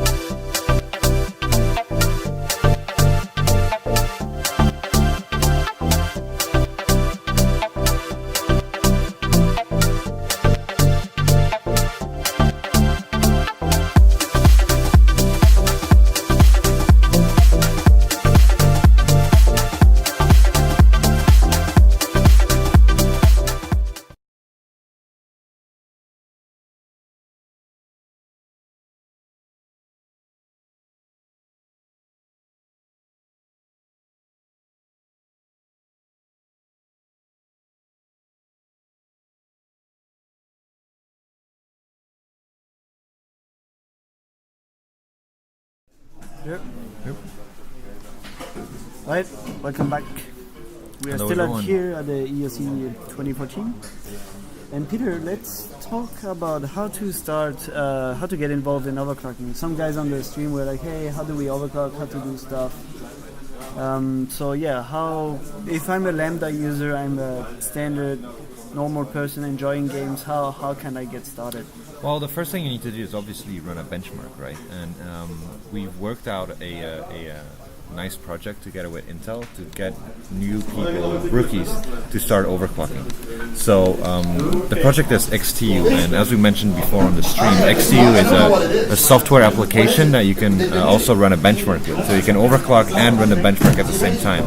And from that application, you can upload your score to HWBot, and you automatically get ranked in the XTU ranking for your specific CPU, but also overall. And then based on that ranking, you can see, okay, what are other people capable of with this specific system. Yeah. So let's say you have a score of 1,100 points, you get dropped in a ranking, you're probably going to see, oh, with my CPU I should actually be getting 1,200 points. And then you can start overclocking. There, right? Yeah. And then you can just start sliding moving the sliders from left to right to increase the clock frequency and slowly get involved in this overclocking community. So I need a computer, right? I need probably a computer running, of course, Windows. There's not that many options on Linux yet or to overclock. But it's possible, but it's not very user friendly. Yeah. So do I need a special CPU? Do I need a very specific version, or can I overclock just any CPU, at least a little bit? You can overclock any CPU, but both Intel and AMD have made processor products which have unlocked multipliers, unlocked CPU ratios. So you have the frequency of a CPU consists of two parameters. One is the base clock frequency, and then you have your multiplier, which evidently multiplies that frequency to the actual CPU operating frequency. Now, for Intel, the unlocked CPUs are the K-SKUs and the X-SKU series, with here and there an exception. For example, the Pentium G3258 is an anniversary edition, and that one is also unlocked. But as a general rule of thumb, K-SKU and X-SKU, and for AMD, pretty much all of them are unlocked nowadays. Okay, so this unlocking thing means you can push frequencies a lot higher than... Yes. Okay, so I need that, then I just grab a benchmark, the one I want to do. Like, I think most people nowadays start benching with XTU. It seems to be a pretty common entry door to the... Well, you can also start with CPU-Z or SuperPi 32M. Just follow the frequency. Just follow the guidelines for submitting, and then your score is somewhere in a ranking, and then you just try to improve it. Yeah. Okay. So you're talking about guidelines to submit. So it seems to be the OC community is pretty well structured, and there are rules to have a score that is called out to be valid, right? And so how can I get information, for example, on how to what are the rules for CPU-Z? What are the rules for SuperPi? If you go to HWBot, you can go to the benchmark tabs, and there you get an overview of all the benchmarks that we support, and there is a hyperlink to the rules there. Okay, yeah. So I'm sharing the link right now in the chat, so you can go there. And if you go indeed on the rules page, some of them have actually a video, so you can actually see the entire submission process from installing the benchmark to actually making the submission on HWBot. And it's not that difficult. Like, okay, sure, you need a screenshot, but this is how it works, right? There's no other way to submit. The only one that doesn't require a screenshot is XTU, because there's a button. And then actually for Android devices we have HWBot Prime. HWBot Prime, and that one doesn't require a screenshot either, evidently. Okay. So let's go back to the hardware. We talked about the CPU. I guess the same thing applies to the graphics card. So graphics card, are they unlocked and locked graphics card, or they can all just be clocked? Most graphics cards are unlocked to a certain degree, but for specific overclocking editions, you need to have special biases. Oh, okay, yeah. Because Nvidia and AMD, they lock the frequency range you can overclock to in their BIOS. Okay, so... But then again, for graphics card as well, if you go for, let's say, a EVGA classified, or you go for a Lightning card, or you go for a Matrix card, or you go for an overclock card... Overclocking series card, yeah, right? They have these unlock biases already on by default on the card, yeah. Okay, is there a risk to go too high and break it? As with everything, as long as you do it gradually, there's not going to be that much of risk. What you end up going to have is just your system crashing, and it will reboot, and then you can just start from scratch again. It's fine. So you can reset and just yeah. There's a lot of I read on the chat that there are some people saying that you can burn up your CPU. And we have actually tried it. We've tried 1.7 volts, 6 gigahertz, just applied in Windows on our CPU, and nothing happened. It just freeze, reboot, and then done. Done. Yeah, you keep going back to the original settings. And burning up a CPU I think it's mostly something from the past. You don't see it that much anymore because the protections in the CPUs are so good that and even now motherboards are capable of handling a lot more shocks or whatever you give to them. There's not a choke is going to explode on your board and start burning or something like that, right? It's pretty easy to do, right? So, like I was saying before, in terms of cooling, most of the people get to overclocking with just a air cooler, right? There's no necessarily a air need cooling for and all-in-one cooling is nowadays the most used, and that's for 24/7 overclocking. Obviously, liquid nitrogen and all these extreme coolings, they're not for 24/7. Yeah, it condenses, not practical. It's like but it is possible to overclock 24/7 by like 10%, 20%, easy, no problem, right? Yeah. With let's say with a 4770K, the one before this 4790K, that runs default at 3.5 gigahertz, and you could easily overclock it to 4.2, 4.3, sometimes even 4.5 stable. We saw in the old Sandy Bridge era, which is like 2011, that people could clock 24/7 to 5 gigahertz.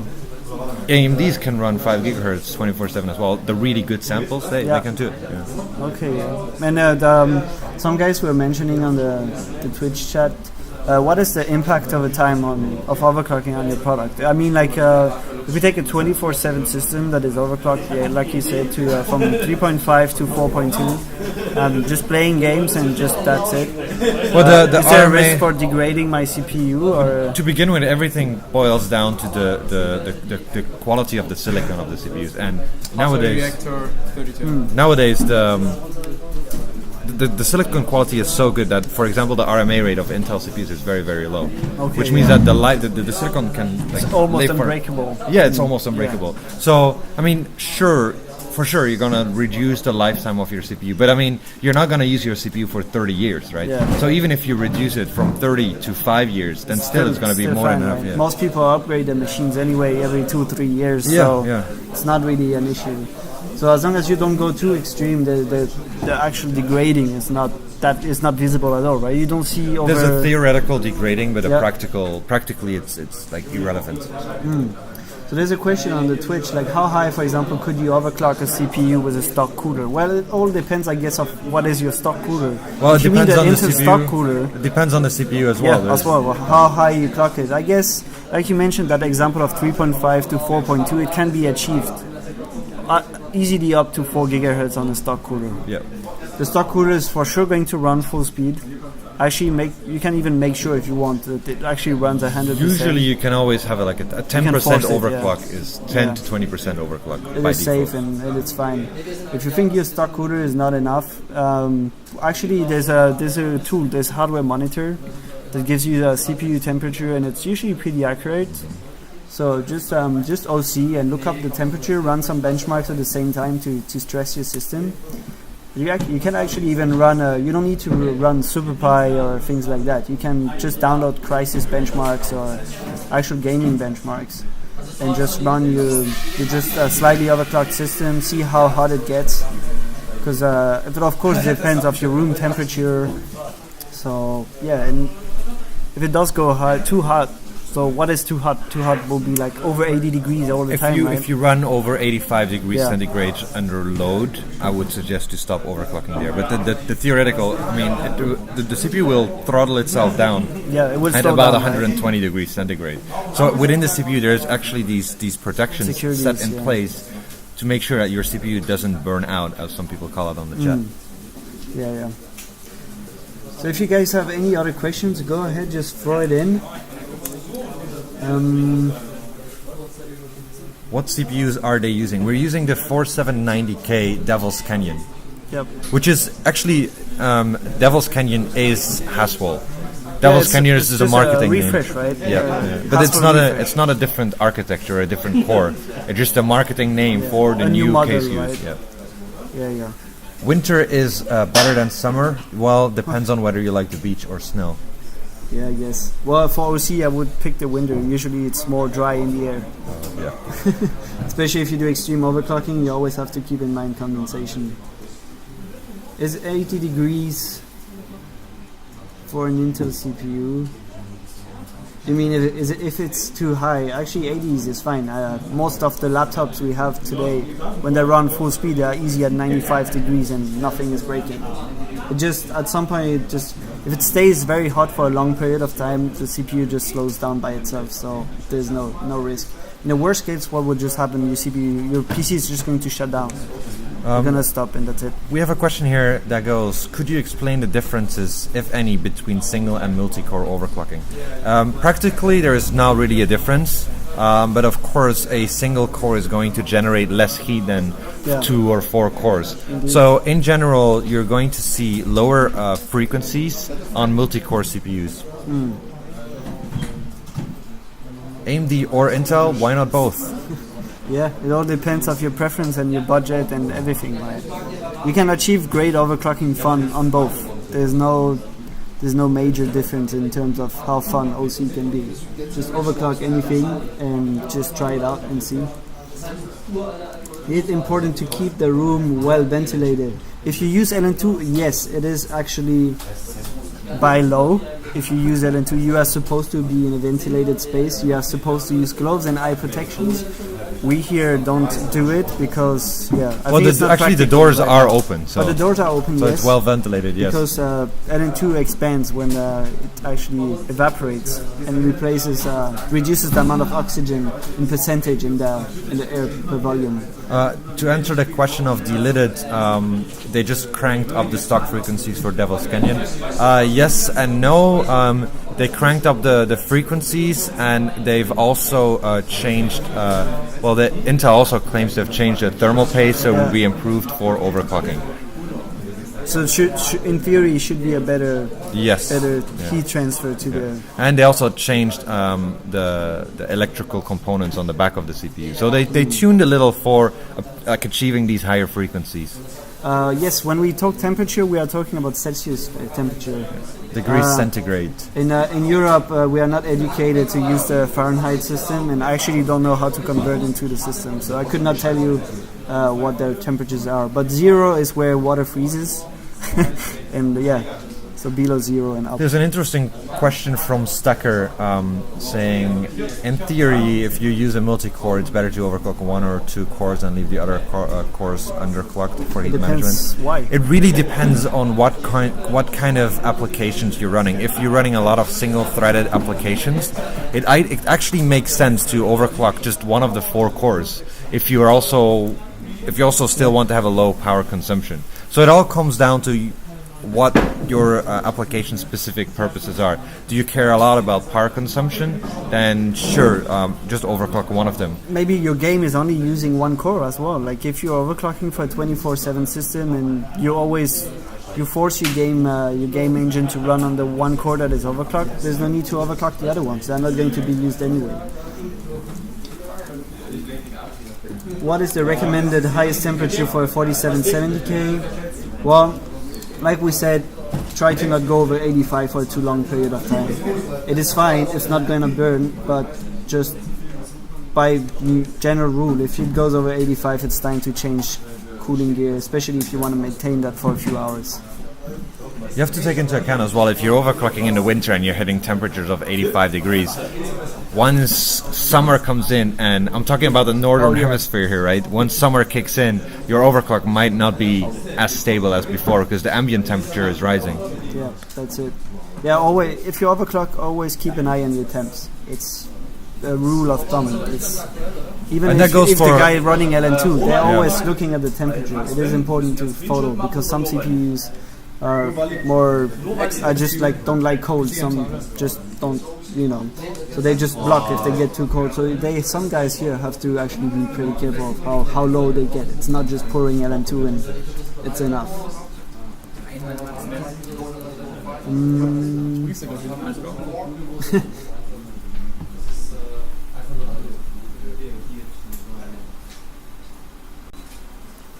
Do we use dedicated CPUs for Intel for LN2 OC?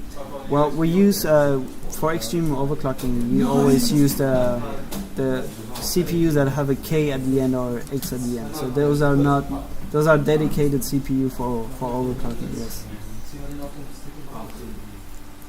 Memory validation for hot reduction. I do not think there's a ranking that is different if the CPU is deleted or not. It's just we just consider it as a mod on the CPU, so you're not ranked differently because you deleted your CPU.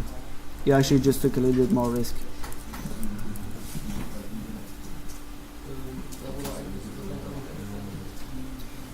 If we do think you should clock your Phenom higher, well, if it's stable and you say it's not heating that much, why not trying going up? And even though if it's too hot, try to see if you can get a better cooling. Yes, the G3258 is actually probably the best CPU you can get right now to start OC. It is cheap, so if it breaks, it's okay. You lose $80. And yeah, it is actually pretty simple to OC as well. It's nothing complicated, and it gives you a good start on overclocking without putting in jeopardy your whole like four core CPU that costed you like €300 or $350.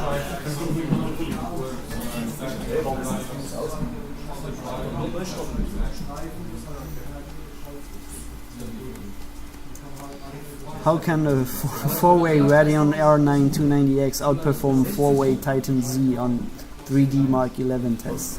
Sorry, what's the? How can 4-way Radeon R9 290X outperform 4-way Titan Z on 3D Mark 11? That's probably because the benchmark is very specifically tuned for the ground. No, it's not tuned, but it's already an older benchmark. So the new graphics cards are obviously tuned for the new. Well, yeah, like the builders of the parts know the benchmark out there, so they adapt the benchmark so they're more efficient. Their cards, they are more efficient in the benchmark. Most of the older benchmarks are also more and more CPU limited, so it doesn't matter how many graphics cards you add, the performance is it's bound by the CPU frequency that you're running. Is there a water-air cooling hybrid? Well, there are hybrids, but they are not used for CPU cooling. Most of the hybrid systems you see like that are air are not actually active air cooling. It's just passive, and those you can find on some of the motherboards where you have on the actual faces for the motherboard. You have a cooling that is a block of copper, which is used as a radiator, and some of them have actually plugs to add water cooling to it. So it helps a little bit, but it's not. Hybrids are not used for CPU cooling. What motherboards are we using? We're using the Gigabyte Z97 SoC Force LN2 edition. This is a special LN2 edition board, so it's designed for overclocking, and right now it cannot be found in any stores. It was on Newegg listed and it didn't last very long, so we don't know when there will be more supplies of that board.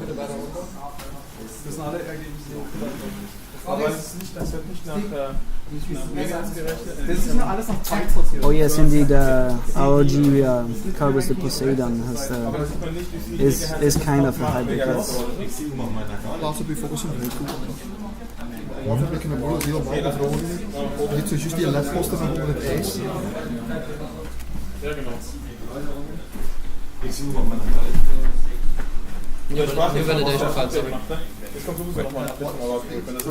So there's few more scores being added. Let me quickly go to the score page so I can update you on this frequency that has been submitted.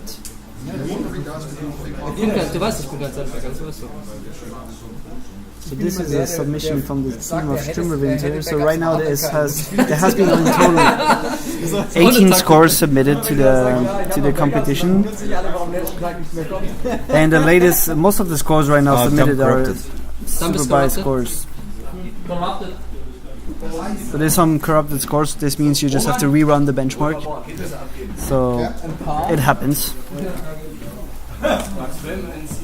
Those scores are not chronological order, right? No. Can we sort that? Free OCC. This You're is finally submitting.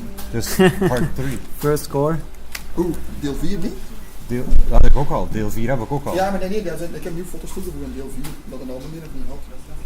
Is dat zijn deel 5? De 4 foto's. Ja.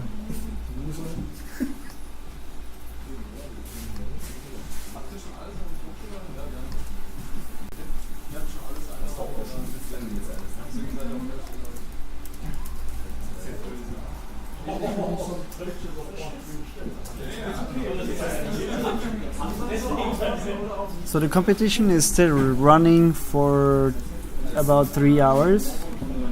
So it's now 1:30 here, and the competition should end around 4:30. So this should give enough time still to most of the teams to submit scores in every different benchmarks. As you can see on the schedule, after that there will be a small award ceremony where the guys are going to receive officially their hardware prize, take a group picture and then clean up. So it's a pretty straightforward event. If you guys are having questions on how do they rank, here is the actual benchmark points, how it is calculated. So the distribution is CPU Z is the less worthy benchmark in this comp. All the others are just worth, so it's a factor of 2 for the other ones. Sorry.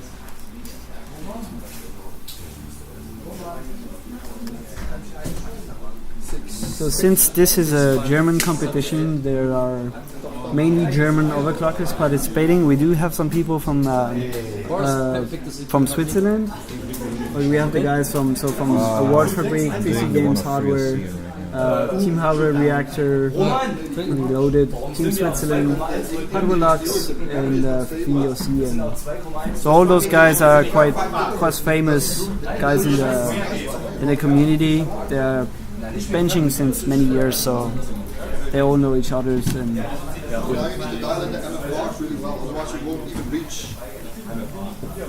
so the time zone here is GMT +1, so Europe time on the Paris, Berlin, Stockholm time zone.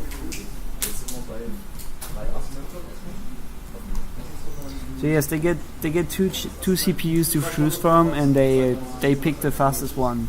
This is a way to reduce the possible bias because of the CPU being different. Some CPUs are better than others, so each team gets 2, and then from then on they can pick one and push it as high as they can.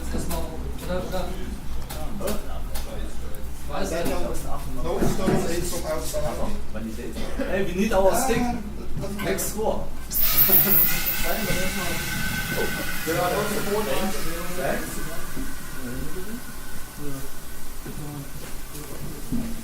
Roman. Boris. Wow, you catch like a girl. And the whole live stream hear that.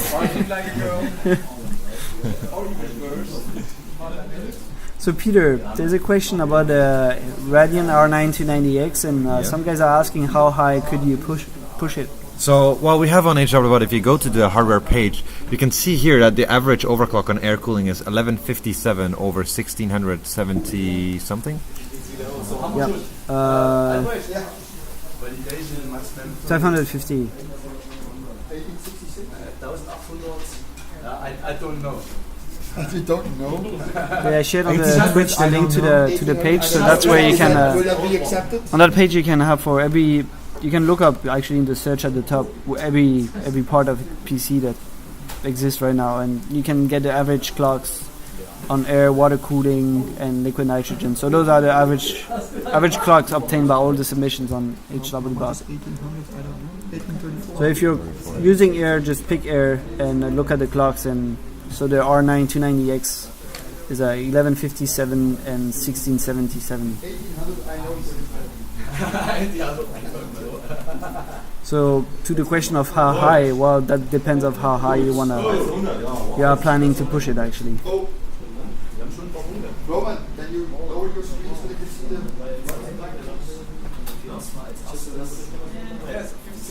So right now the team leading the competition is Team Award Fabric with 65 points. Then comes PC Games Hardware with 63 points.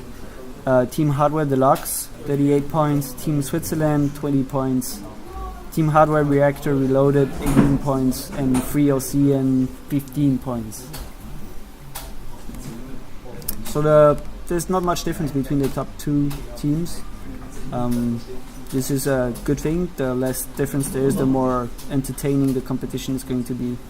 So yeah.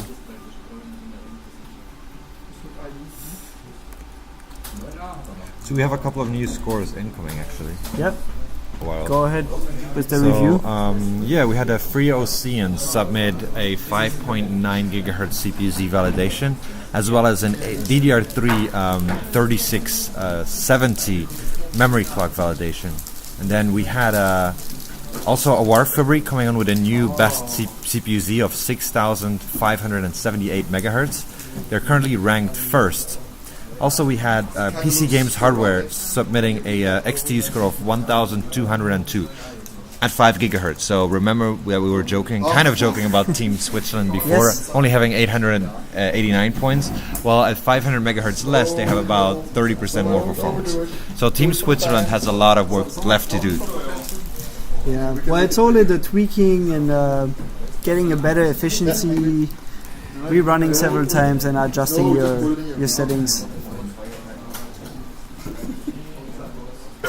One more.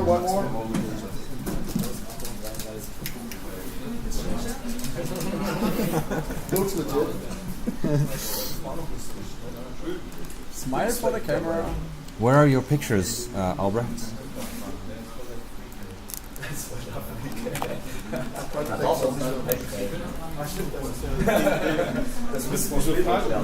It's again. It's like, can you rename it to Part 5? Because it was named Part 3 and he already had Part 3. And now he renamed it Part 5. Part 3. So it's like. Roman, how many liters of LN2 do we have for this competition? 250 liters. So that should be enough, I guess. It's only CPU, so it uses a lot less LN2. Like 150. Like 100 is like. Yeah. Just to be safe.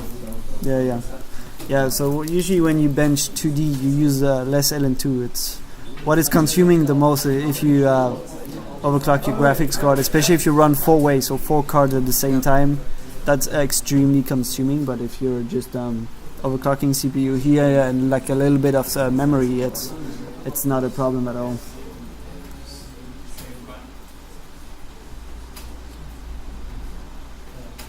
So if it was only just putting liquid nitrogen on the CPU and get the highest, that would be too easy. Actually, you cannot just put full load of CPU of LN2 on the CPU and put it down to the max and get a better score. It just doesn't work that way.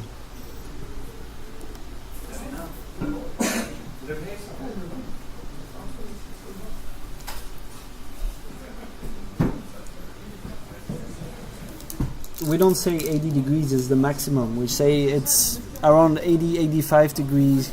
It's fine, but don't keep it there for too long. I mean, too long, we're counting in hours. You can leave it there for 15, 20 minutes. It's fine.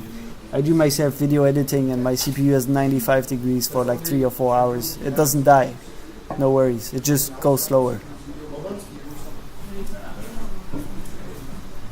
Hardware looks quite pretty good. So the average temperature here, I think, are around minus 90 degrees. Minus 120. 120?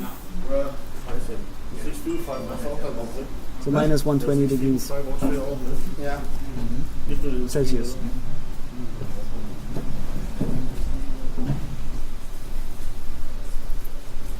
There's a funny bug if you use the capture direction, then it doesn't show the XTU window. I've heard. Alright guys, gotta just take a quick break and put on the music again. We'll be back in a few minutes with some more updates on how things are going over here. So Have fun. If you like the stream, don't forget to share it and subscribe. We'll be back next weekend for another live show, so see you then. Who sticks that? Hardware Lux.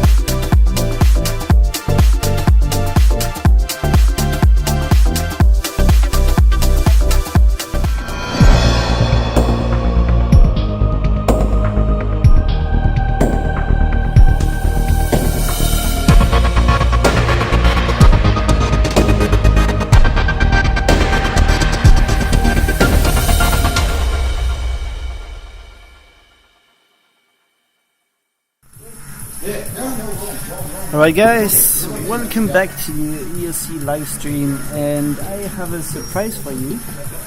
I brought a box of the LN2 board. So this is the board that the guys are using. I should actually put it right here. So this board is specially designed for overclockers. SOC stands for Super Overclock. 4 is LN2. So this board, that's a special board.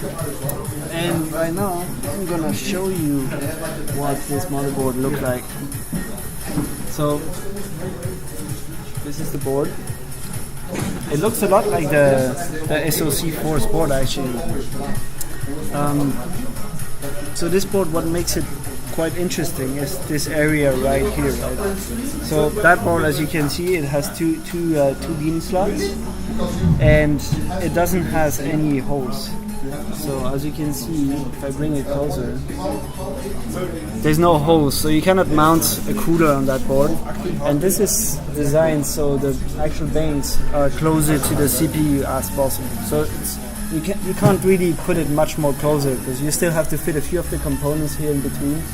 But yeah, that's how you achieve the extra 200 megahertz compared to other boards in terms of memory, frequency, and things like that.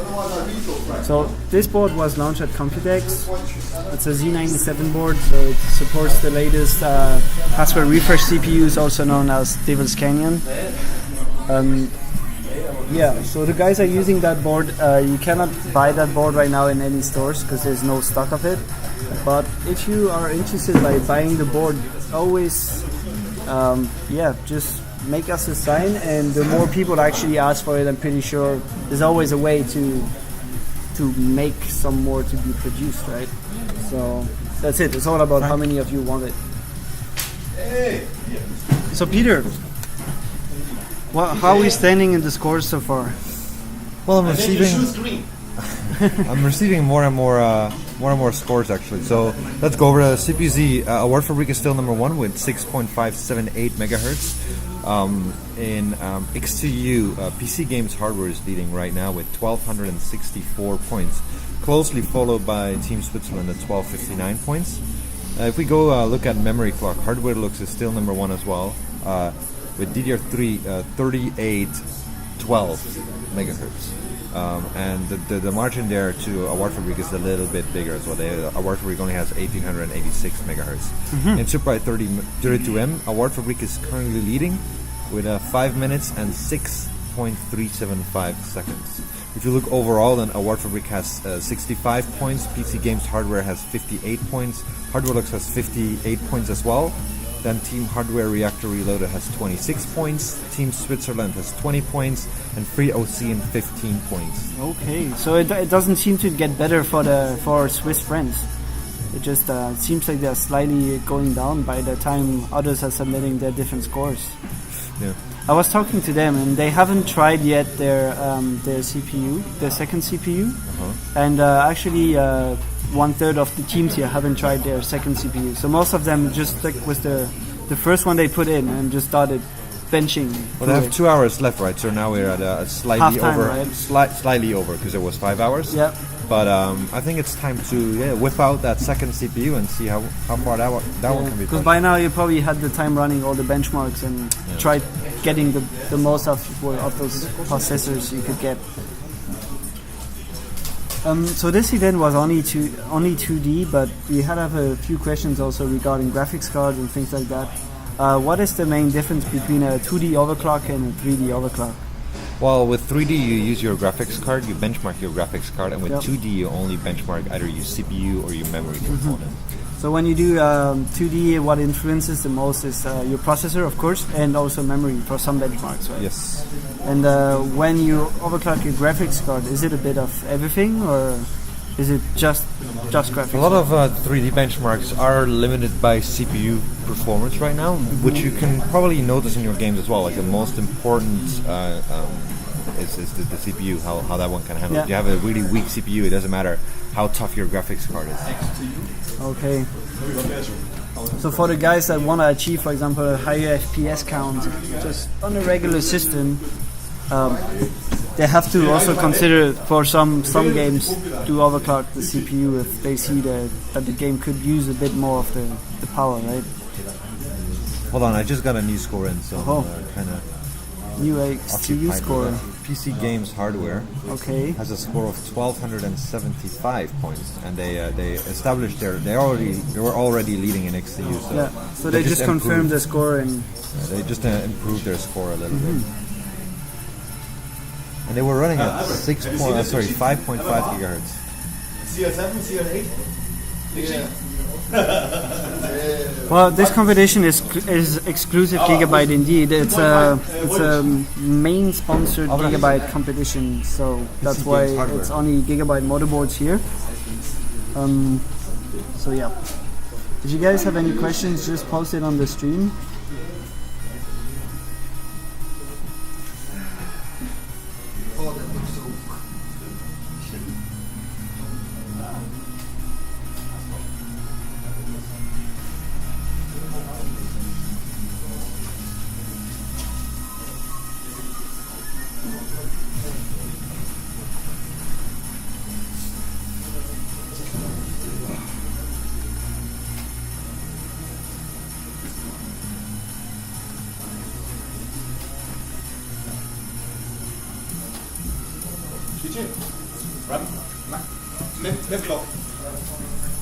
So Ben Shooter is submitting a memory validation, and it is.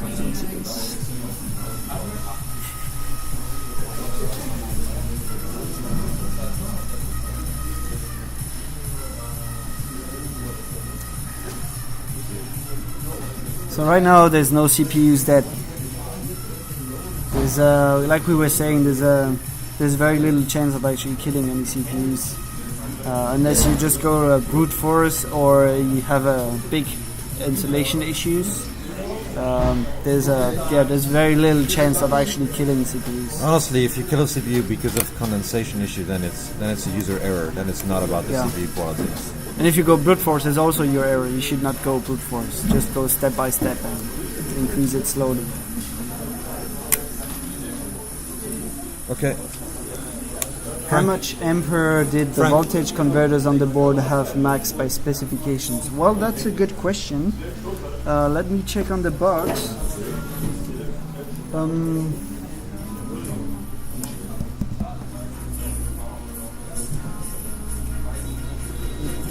Doesn't say how much amps you can pull,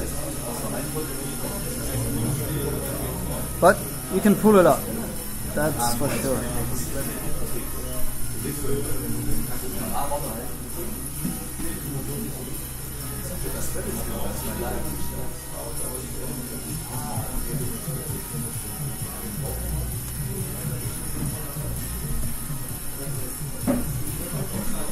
Brute force basically means that you ramp up the voltage to a ridiculously high without testing in steps. Yeah. So what you do, you open your tweaking tool and you just push the slider to the max without thinking too much. So, yeah, not a good idea. It actually doesn't achieve anything unless you're extremely lucky or you already know where you're hitting.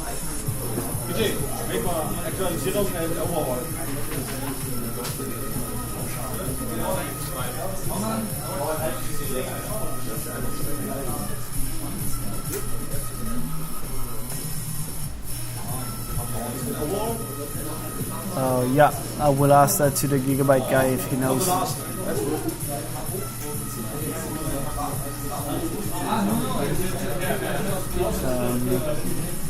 So we do use liquid nitrogen for cooling, and the competitors don't bring the liquids. It's provided by the event organizers.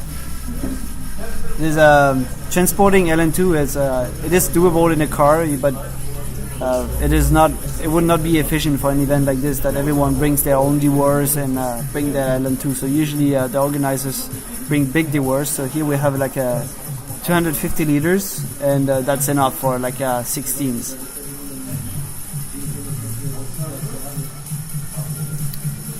Yes, X99 is DDR4 only.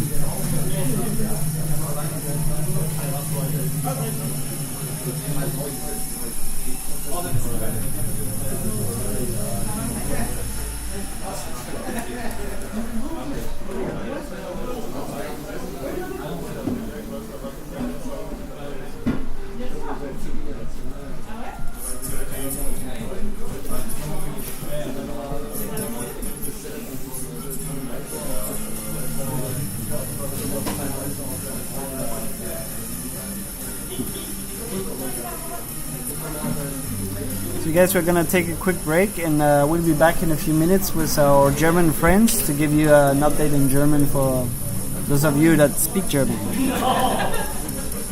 Stay tuned.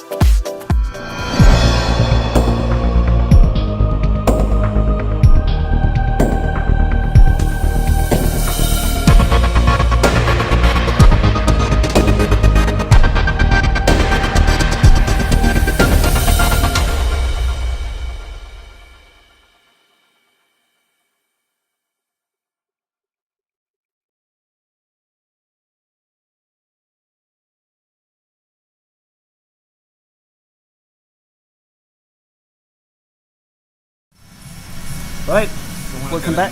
I'm back with my German friends. Huh? Those guys having Just doing an update on having Facebook. a good time, spamming Facebook.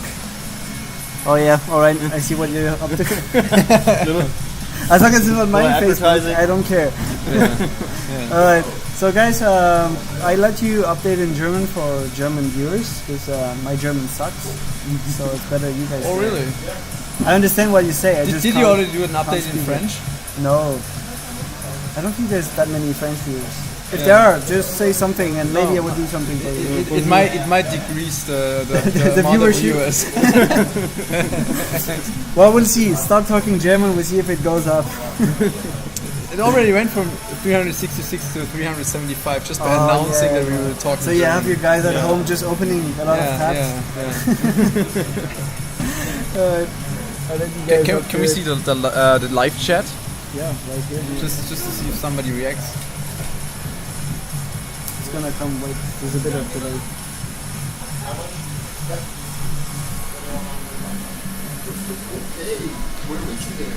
People started like swarming in now. We should do like a regular show. This is kind of interesting. Interesting. Oh, oui, oui. No problem. Hey, go ahead. Whenever you want. Sample. Hey Roman, you have to do a review for it. Say what? Say what? You're live right now. Yes, you are. So Roman, if we're live, wenn wir schon live sind, dann sollten wir vielleicht auch irgendwas erzählen. Also Zwischenstand, Awardfabrik ist glaube ich gerade auf Platz 1 mit 4 Punkten Vorsprung. Yep. Wobei jetzt gerade neue Scores reingekommen sind. Who just submitted scores? Memory clock, I think. 4,000. From? Team Switzerland. Team Switzerland Team Switzerland war gerade eben schon ganz vorne in der Memory. Ja, und die waren auch, glaube ich, insgesamt auf Platz 3. Ja. Mit 50 Punkten, das heißt, da wird sich nichts ändern. Ja. Schauen wir mal, ob irgendwelche Deutschen im Live-Chat unterwegs sind. Mal schnell. Ganz gerade schlecht sehen.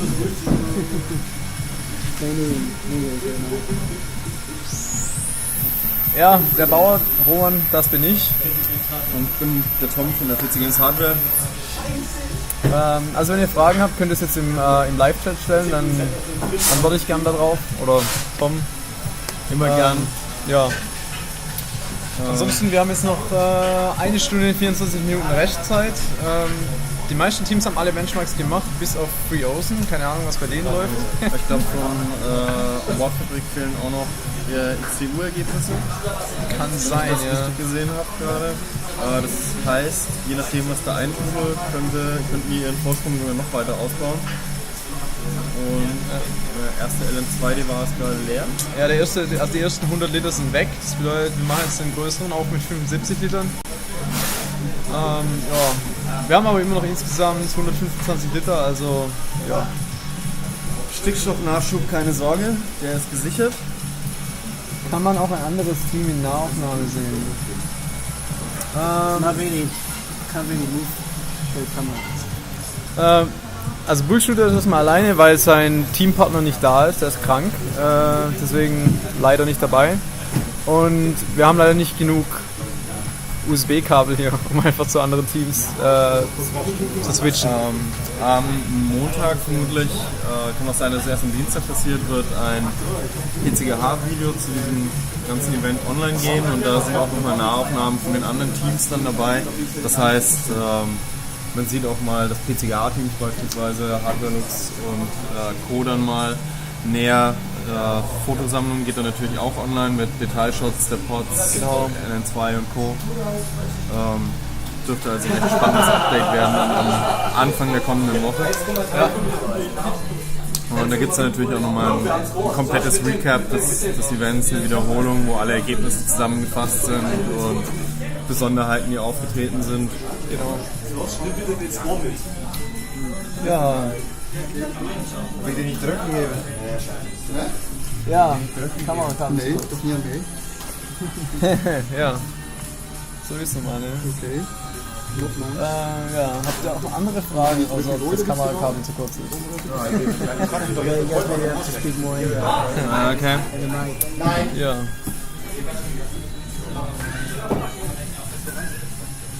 Der weiß, dass ich hier bin. Wer? Michael. Von uns. Ruft mich jetzt an. Der guckt ja zu, da will ja wissen, ob es klappt. Kommt nicht direkt als erster Vorschlag? Bestimmt das Secure Browsing. Punkt.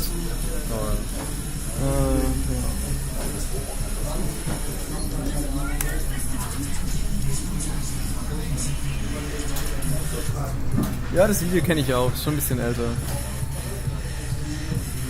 Welches? Wir machen Team sogar hier mit Delta-Lüftern. Ich glaube, Team Award-Fabrik hat einen Delta-Lüfter hier. Und Free Ocean glaube ich auch, bin mir nicht sicher, aber ich glaube, die benutzt keiner, weil es eigentlich nichts bringt. Also. Warum kein Alkohol erlaubt? Tja. University. Ich will, dass die Leute sich konzentrieren auf das, was sie hier tun. Wir gehen heute Abend so alle zusammen der essen. Ist der Meinung, wir Deutschen hätten kein richtiges Bier. In Hülle und Fülle. Da können sich dann von mir aus alle zukippen, wenn sie das Wobei wollen. zugegeben, wir sind eher in der Weingegend.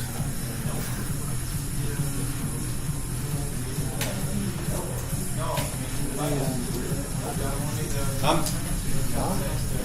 Neue Ram-Scores. Close enough. The left and up. Is this one? Yeah, turn the whole thing. More.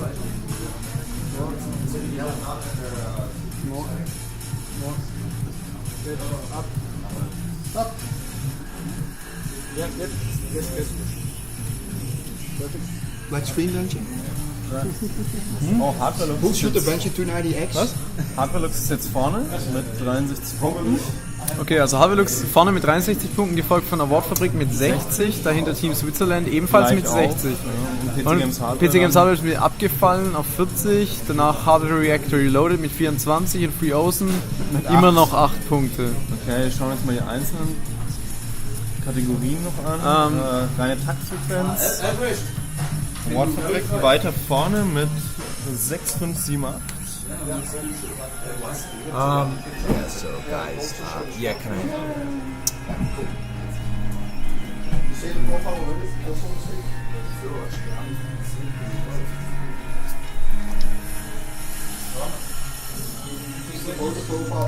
I'm stuck.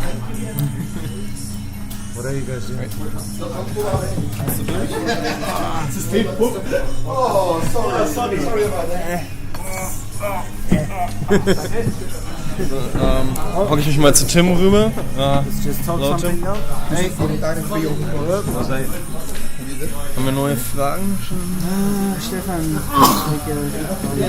Nee. Stefan Wilke hat weder Heilbronn-Sperre, noch ist er krank. Der ist einfach bei uns in der Redaktion gerade schwer beschäftigt und deswegen konnte er heute nicht hier sein. Und ich habe ja in letzter Zeit zusammen mit Stefan und Roman auch schon häufige die EOC-Sachen hier bei uns in der Redaktion gemacht. Deswegen bin ich diesmal da, aber Stefan hält euch update-mäßig auf der PCGH-Seite ein bisschen am Laufen.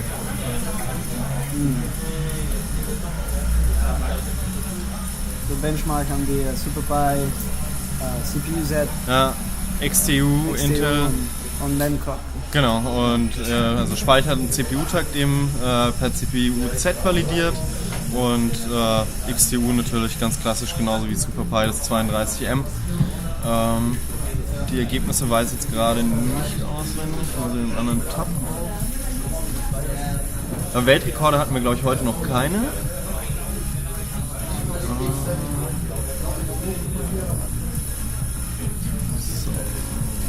Was haben wir Neues?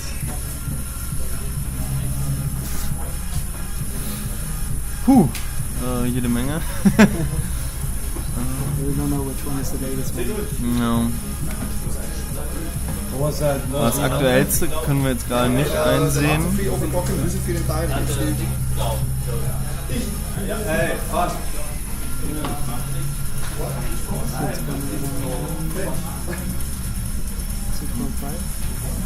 Das könnte neu sein.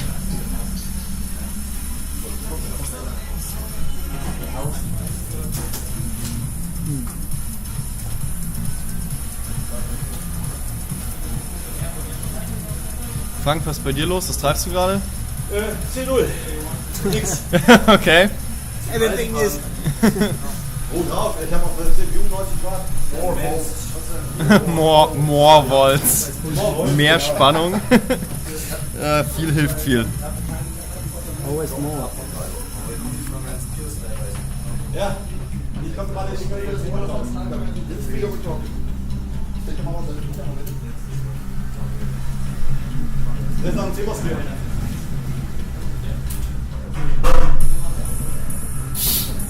Did we discuss this already? You think this comes up pretty often? Which one? Oh, the LN2 system injection. Oh, you have to buy a bracelet. Oh, That's so cute. Oh, that's so cute. Yeah, so there's a question about LN2, right?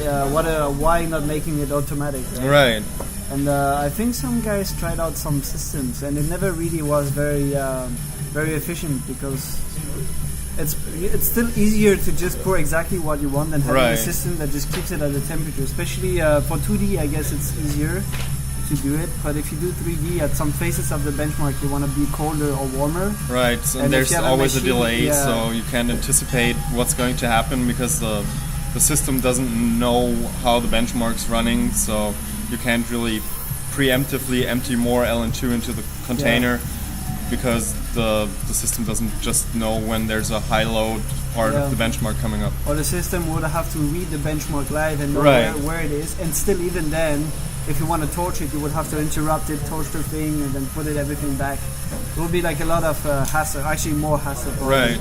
So it's basically for benchmarking not really feasible. I guess if you want to cool your system with LN2 because you're way too rich or whatever while playing Crysis 3 in 4K at 60 FPS, you could just have a steady flow of LN2 into a pot, but that's probably not going to happen anytime soon. No, not really.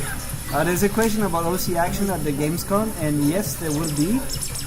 So it's going to be on the 14th and the 16th of August. Okay. At the Case King booth. Yeah.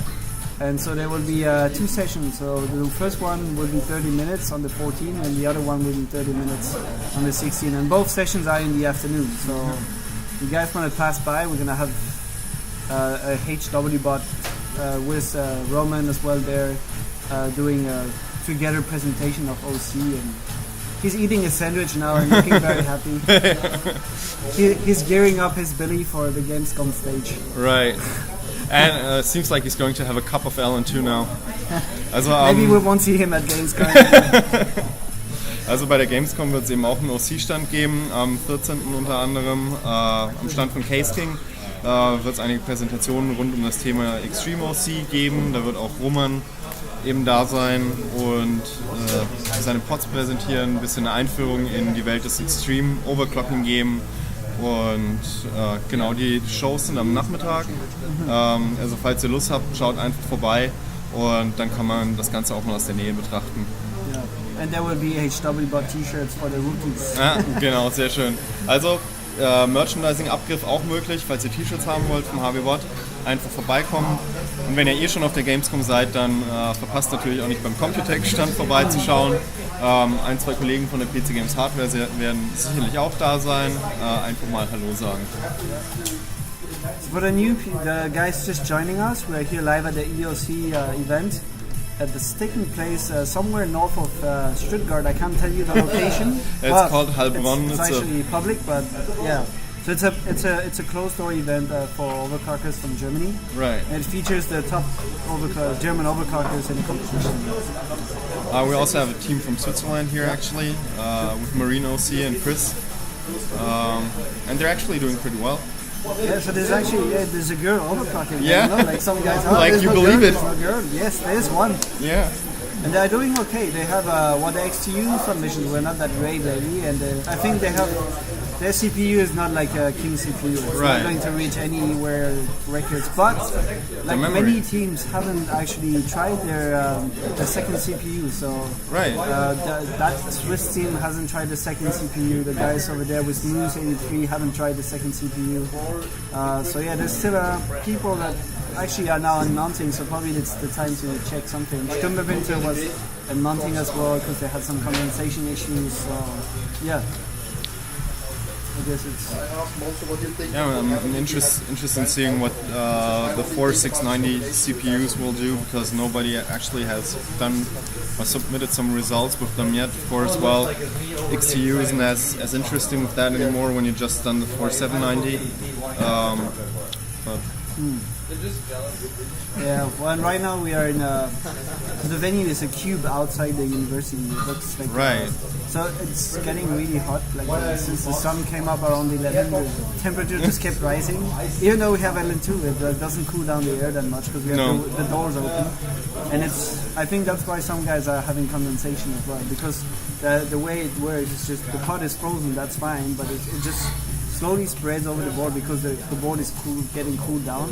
But if it's not enough, because sometimes you heat up a little bit, then that's where the condensation happens. And if you haven't insulated well or far enough from the CPU, well then you might end up with a bit of water in your PCI Express slots or in your DIMM slots that you are not using, and then that's where problems start to happen.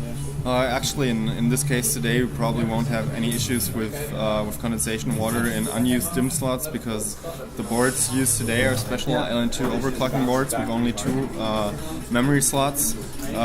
So this issue is resolved, but still, of course, there's the PCI slots, and even then, if you haven't, insulated everything well with Armaflex or whatever you're using, which is around all the components which are around the CPU socket, might still give you issues. So. Yeah. And it's a funny thing. The more you put insulation, the less early you see the condensation. So because it's all under everything. So, and if it's frozen on top, you don't want to move it because then the frost is going to fall on the board. So you just don't touch it, and then at some point, well, you just have to stop and just start doing it again. So the competition still runs for an hour and 10 minutes. Hardware Lux is still leading with 63 points. Then comes our word for break, 60 points. Team Switzerland is actually back in the top 3 after being at the bottom of most of the competition. So I guess they figured something out, or they just switched to another benchmark. Maybe didn't have any points in the other benchmarks. That's probably a reason. PC Games Hardware is doing well as well with 4th place at 40 points. Team Hardware Reactor Reloaded, 24 points, and FreeOCN seems to be the team with the most problems. So FreeOCN is the team with Moose 83 and forgot his nickname. Moose 83 and his nickname is actually. Roman. Wie heißt nochmal der andere OCer von hier FreeOCN? Nicht Moose 83, sondern Searchman. Genau. So yeah, those guys seem to have a few more issues. I talked with them, and I think their CPU is definitely crap. But they hadn't tried yet the second CPU, so I told them maybe now it's time to try it. To change, right? Actually, the memclock scores are really impressive. Team Switzerland is at 2082.3 megahertz, and the last update before that was actually still at 1900 something, so that's a pretty impressive step up there. Yeah, so those guys have definitely good memory, and the board is definitely helping them to get that little extra edge. But the CPU seems to be lagging a little bit behind, because if you look at the XTU score, it's just average compared to the others. In terms of CPU-Z, they didn't validate it as high as. Actually, I think they didn't submit any CPU-Z yet. They do. They do have one like at 6.2, but there's nothing you can do at 6.2 if someone has a 6.5. So it's not going to be strong enough for that one. The good thing, CPU-Z is not a benchmark that gives the most points. It only gives half of the points of the other benchmarks, and if you're 5th or 6th, well, you get 0. So. It's very quickly you actually lose 5 points, and those 5 points are almost enough for them to nearly pass by in front of Award for Brit. So yeah, they're just still have a chance. 8 more points to be in by number 3.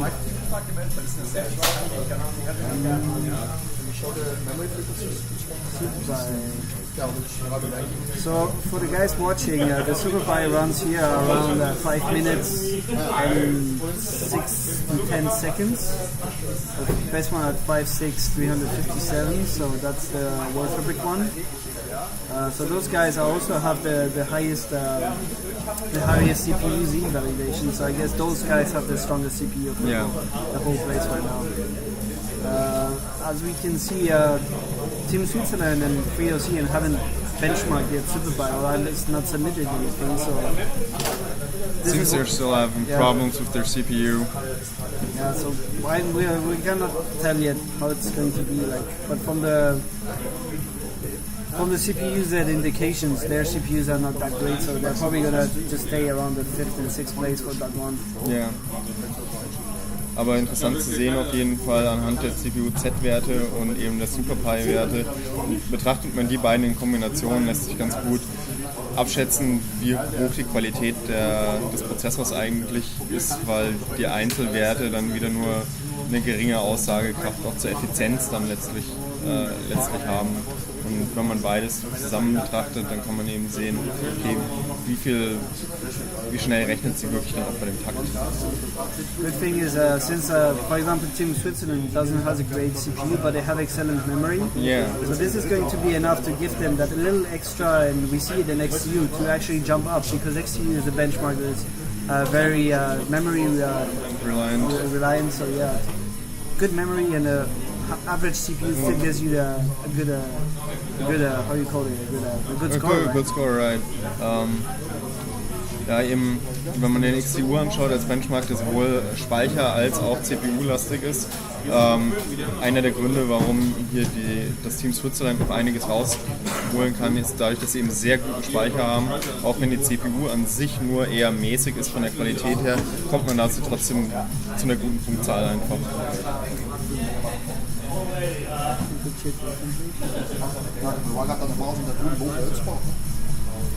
Das Championship öffentlich? Nein, es ist ein Invitational. Die Gäste hier sind eingeladen und es ist eine kleine Runde aus den besten Übertaktern, Overclockern aus Deutschland, Österreich, Schweiz, also genau genommen nur Österreich, Schweiz und Deutschland in diesem Fall. Wenn ihr mal so ein Event live sehen wollt, dann eben zur Gamescom kommen, zum HW-Bot-Stand, zum Case-King-Stand, bei den HW-Bot-Competitions und OC-Shows vorbeischauen und dann könnt ihr mal nicht selber Hand anlegen, aber von Angesicht zu Angesicht mit den Übertaktern reden und sehen, wie sowas abläuft, vom Systemaufbau bis hin zum eigentlichen Benchen. Yeah, and for those of you that want to try OC but don't want to use their Core i7 that they pay like 300 or 400 euros, what you could do is just buy yourself a G3258, which is the anniversary edition. It's 60 euros about. Just buy one, buy two, who knows, but it doesn't matter how good it is. It is a very great CPU for trying OC, and you actually can just use it in the same board you already have. So just swap the CPUs, mount the same CUDA on top and go for it. Just start with air, see how far you can go. Don't worry too much, just go along with it, have fun. Don't worry about scores. Just try to see how far you go, and you'll figure out where the strengths and weaknesses of your CPU are. If you like the board you're working with, memory is of course also an issue. And if you like it, then you can move on to better memory, maybe try water cooling, or just be creative. You could also even go ahead and buy some dice at a local store and put a box with dice in it in front of your CPU air cooler, so it sucks in cold air, and which will lead to lower temperatures even under air. So that's enough for a start. And right. Even with just the water cooling, you can bring it up to 4.5 easily. Right. To see how it goes. It is not an amazingly powerful CPU because it only has 2 cores and no hyperthreading. So it is a Pentium CPU. Right? It's not a Core i family CPU, but it is great to try things out and for a very cheap price. So if Right. it dies, no worries.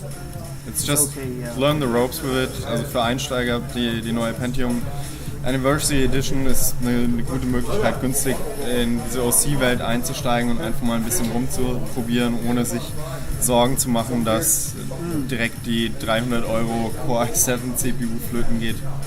Yeah. Setup overview.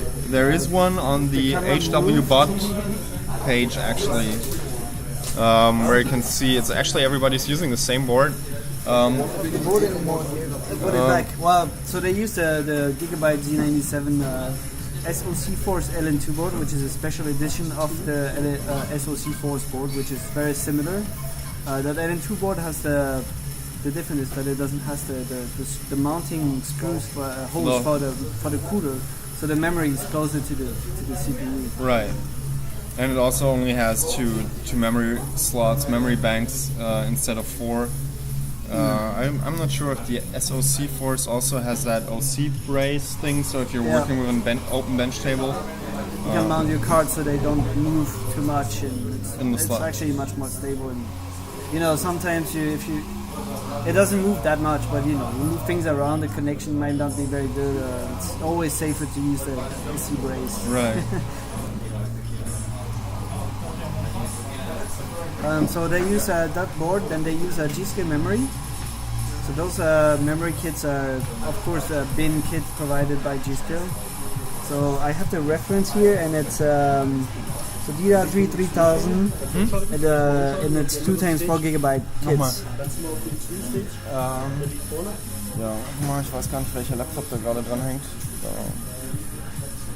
Welcher Laptop hängt hier? And you switch to the extreme screen. I don't know. Good question. Ich weiß nicht, welcher Laptop dran hängt. Yeah, it's this one.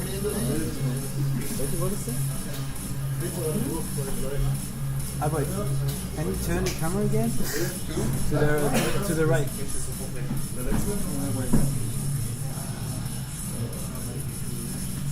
So, one of the PC games hardware team is want to see some more scores. More. So we move through it, and let's just have another look at it. Auf Platz 1, Superpreis 35 M, Waterbrick immer noch, vor Hardware-Looks und PC Games Hardware. Ja, das muss ich aber alles nicht. Okay.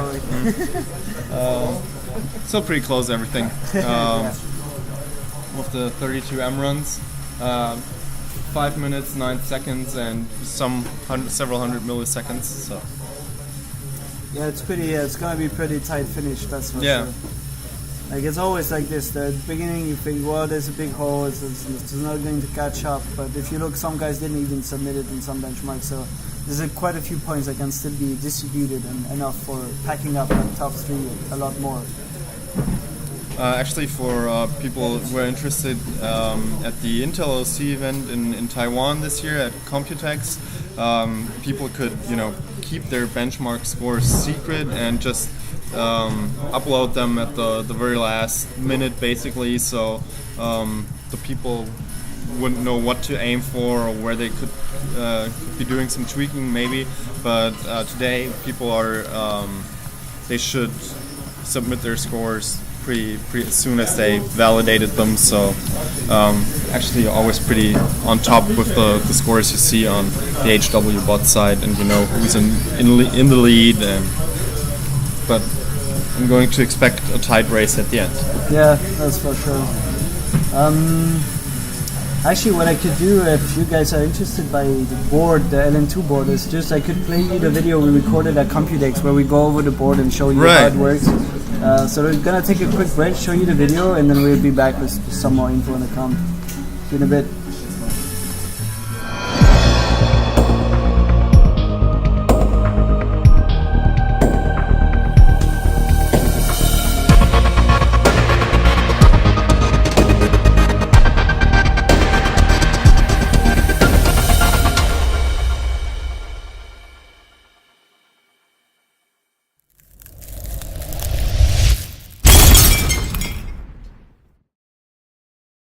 Hi guys, I'm Truthman from OverClocking-TV. We are here in Taipei, Taiwan for the Computex 2014.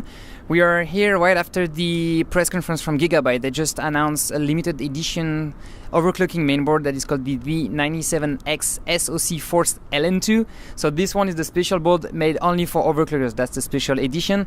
Let's have a look at what is interesting about that board. First, the main and most important thing they did is to get the DIMM slot closer to the CPU socket. So for that, you can see here there's only 2 DIMM slots. And there is no CPU holes for mounting, so you basically just have to put your CPU port directly on the CPU, and then you have the DIMM slot that are in the final that are closer for the CPU socket. It's easier for them to have like better signal, faster signal, so that will be like a killer mainboard for overclocking memories. One important features about that board is the DIMM slot are SMD based, so that means they are soldered on the top of the PCB. They are not having pins that are going through the PCB to the other side. It's directly soldered on the mainboard, and that will reduce the interference and basically give more room for memory overclocking in the end. Although one thing that is on this board is they reuse all the features they have on the SoC Force and basically all the SoC series of mainboard from Gigabyte. So overall, it's like socket LGA 1150, Z97 chipset. You have the power that is like the SoC Force and the SoC. You have the ATX power, the extra CPU power. You have the extra PCI Express power. You have 4 PCI Express slots for X16.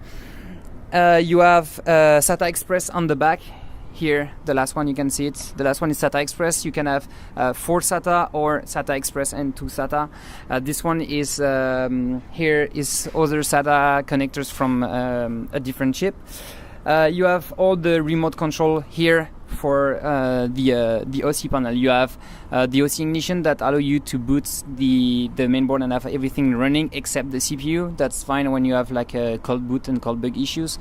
You have the tag that allow you to tag directly a profile on the BIOS and reuse that one. You can increase the CPU ratio or the base clock.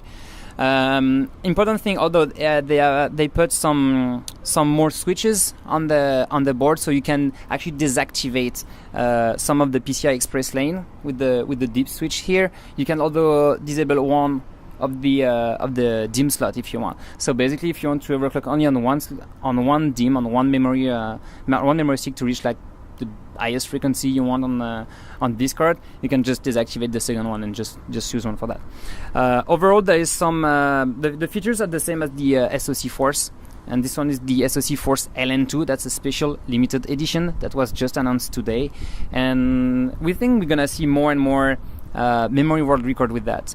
At the time of the launch on June 2nd.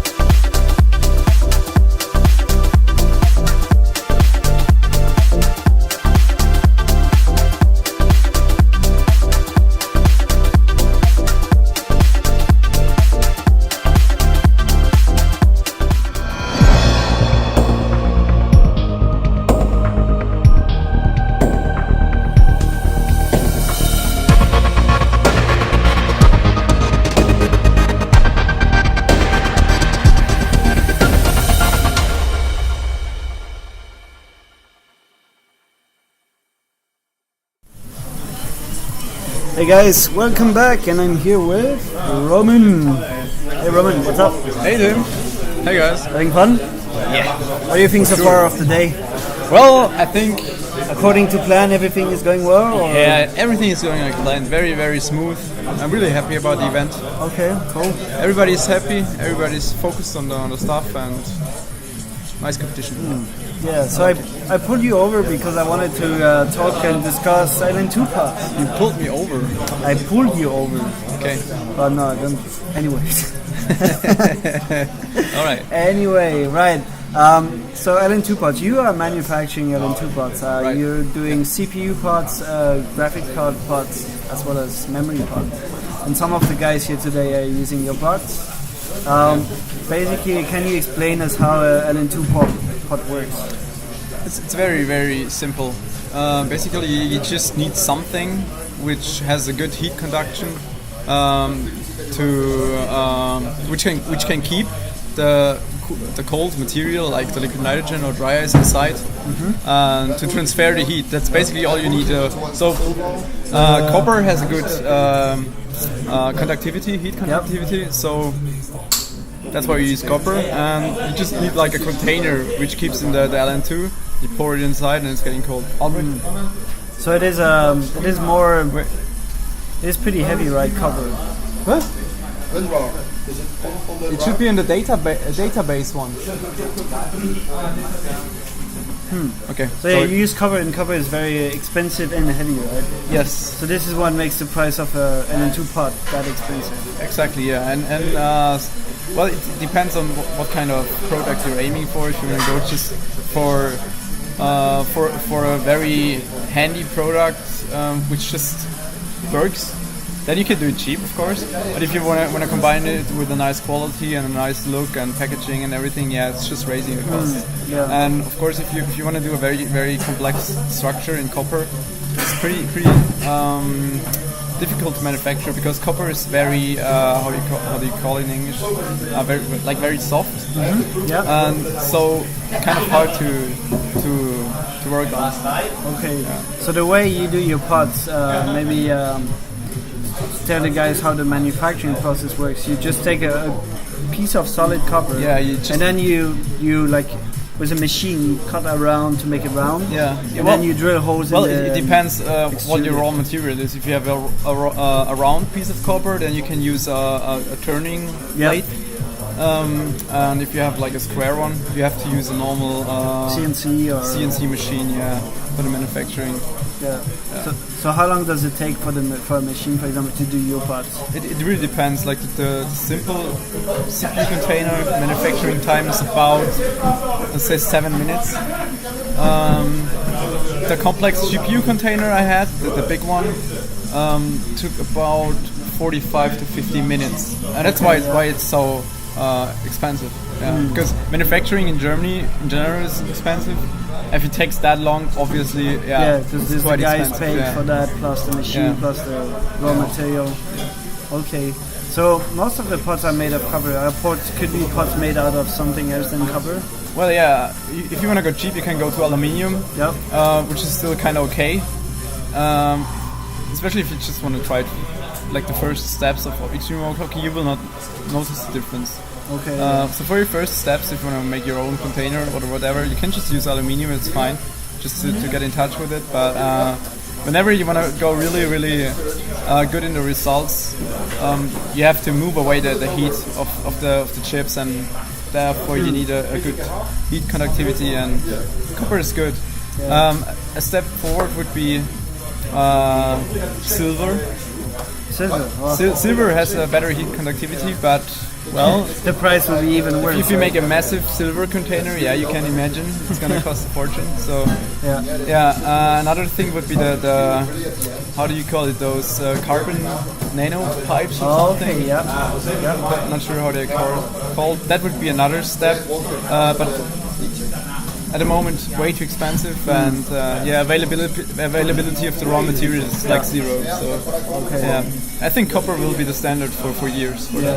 So even your pots, they're they are not totally full copper, right? There's a top part that you unmount, that you can unmount. Well, it's better you seal it, but the top part is aluminium, right? If you do a finite element analysis, you can see that it doesn't make sense to have like a high part of copper because there is no like heat transfer in the top part. It's just to keep in the liquid nitrogen. So you just take the base for the heat transfer, and then on top part just to keep the LN2 inside. So how much does a copper, if you want to retain the temperature as long as possible, to not use too much LN2, you need a mass that is enough to, once it's cooled down, keeps the cold. Actually, it's a kind of a myth that if you have a higher mass that you need less LN2, because you need more LN2 to cool down the mass. Cool it down, right? So in the end it's the same. It's just pure math. If you have this the mass which needs to be cooled down, you need a certain amount of energy for it, and it's the same about just taking away the energy from the CPU. The end result is the same. Okay, it's just a matter of feeling. So some overclockers prefer fast pots, so those pots where you have always to add LN2, and it just goes down quick and then heats up a bit quicker again. Exactly. And then there's some pots that are a little bit slower, and those ones they take a long time to cool down. The thing is, if they're down, then to heat them up, it's the other struggle the other way around. Exactly, and also depends on what kind of CPU you're using. If your cold plug is maybe minus 130, it can be useful to have a heavy pot just to minimize the temperature ups and downs. But if you have a full out CPU, you can run at minus 200 degree, and you can do a very light container with a huge structure, so you can just remove all the heat from the chip as good as possible. Just depends from generation to generation of CPU. So for example, for this generation, the 4970s, what pot would you recommend? Well, for this one I would go for like a mix between everything. I wouldn't go for a very heavy container because it doesn't produce much heat. There is no need for a big buffer.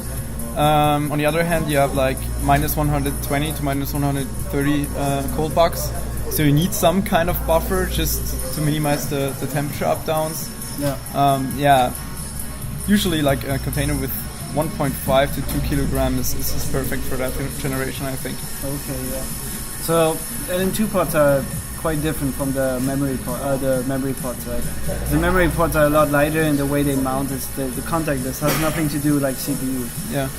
You need those metallic plates that goes in between the DIMM slots or on both sides, cool them down. You're manufacturing those pots. How do you decide the way you actually want to make the pot look? And is there a special way to do it? Because most of the pots look quite the same if you look at memory pots. Yeah, well, the thing is you're kind of limited by the you have standards, right? For like the ATX standard, which gives you the raw dimensions you have to follow. For example, for the memory pod, you have dimensions between the memory slots, and the thickness of the memory modules are also kind of standard. So you're really limited by the stuff you can do.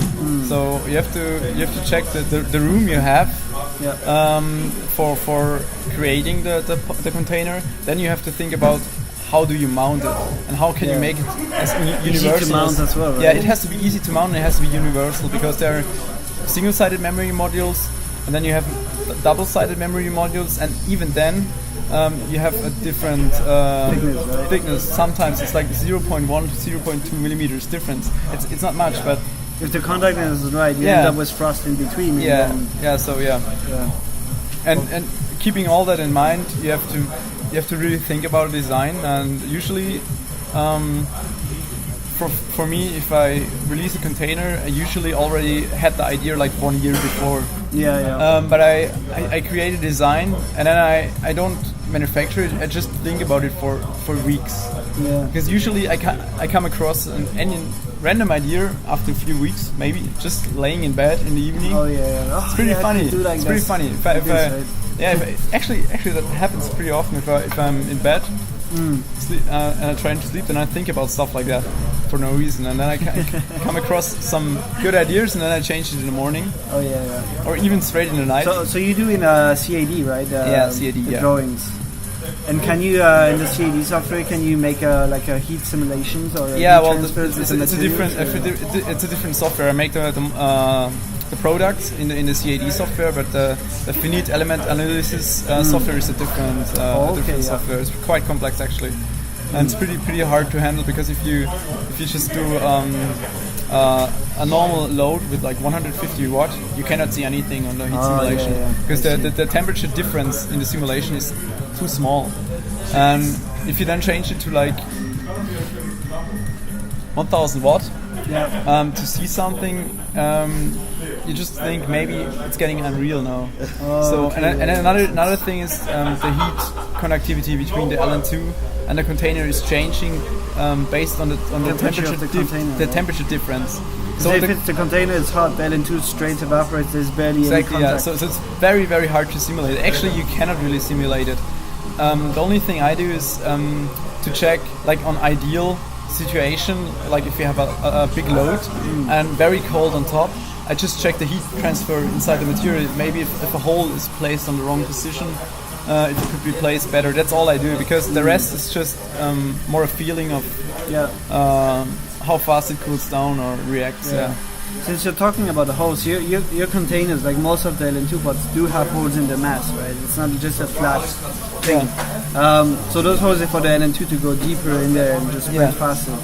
But you said the holes depends where they are. Do you simulate where the most heat on the CPU core is, and then put the holes right at the right place? Would that make a difference? Or yeah, that makes a difference. That's usually how I do it. Just if you just take a raw copper block without any structure, it's gonna be like a curve like that, like the Gauss curve, and then you have to think about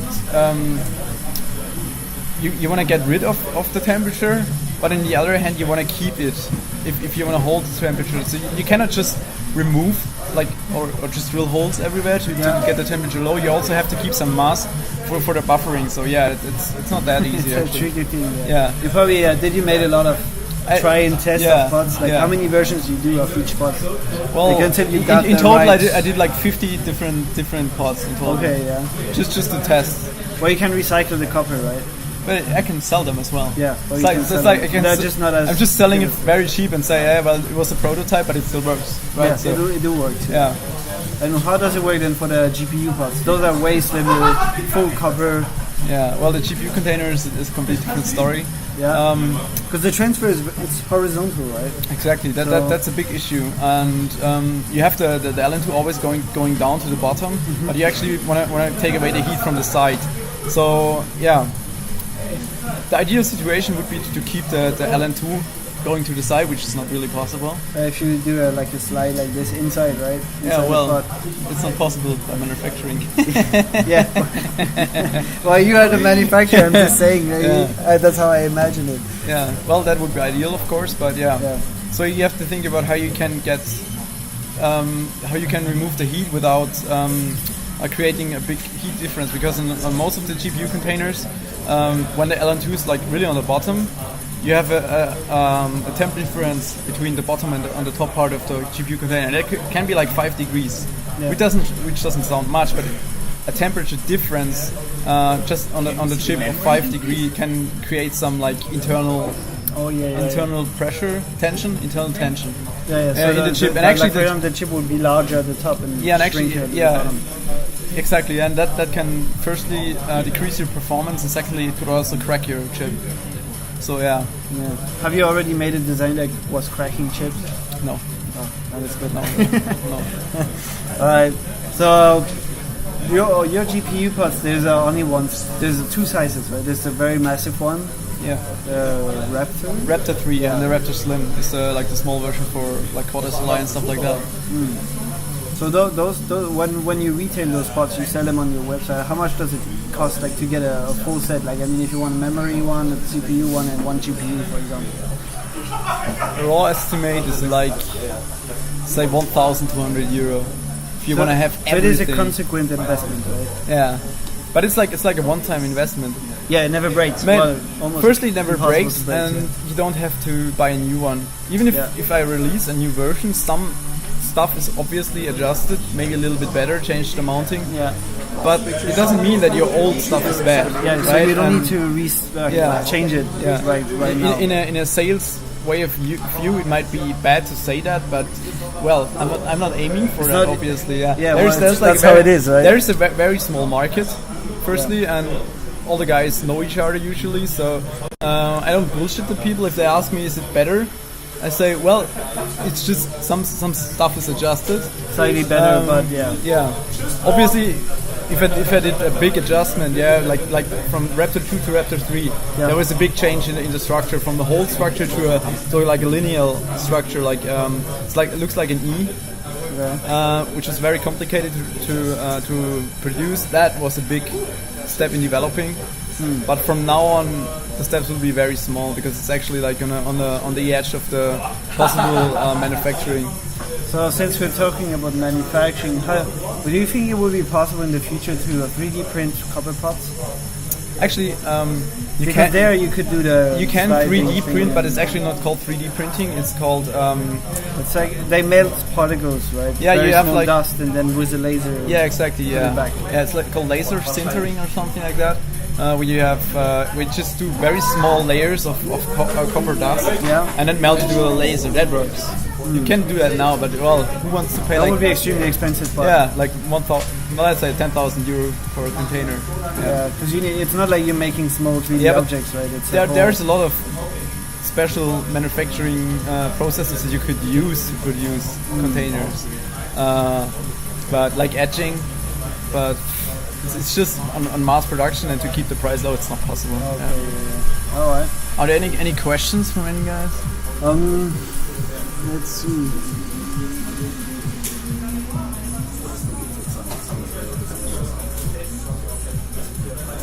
So right now here it's 3:30 p.m. So it ends in about 30 minutes. 24 actually. Minutes. Is there any change in the ranking? Any scores? Nothing. I think we're at a point that the systems stop to work and they need to unfreeze. Look at the CPU crate.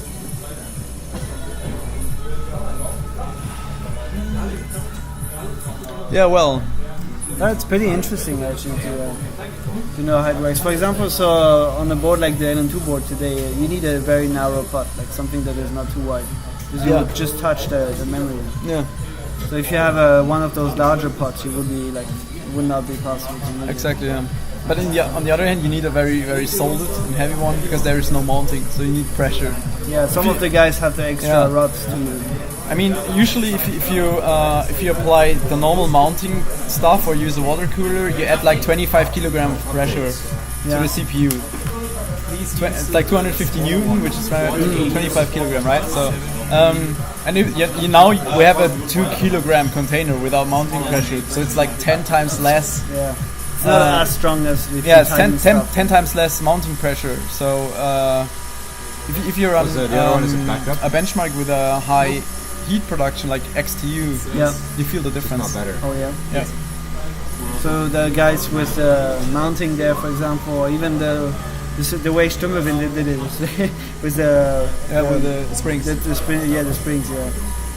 Well, I'm not sure. I don't even know how well it pushes back down. Like, it's hard to tell how the contact is compared to 4 screws. Well, I think the screws will add another 2 or 3 kilogram, which is not bad. It's like doubling the mounting pressure, so that's fine. Okay, yeah. But I will have to check all the systems now because there's only 24 minutes left, or 22. So yeah, guys, it's fine. Thanks, Roman, for tuning in, and we'll update you in a few minutes when there's the last 10 minutes of the comp, because right now everyone is focusing on their last runs. Fuck, it's really warm.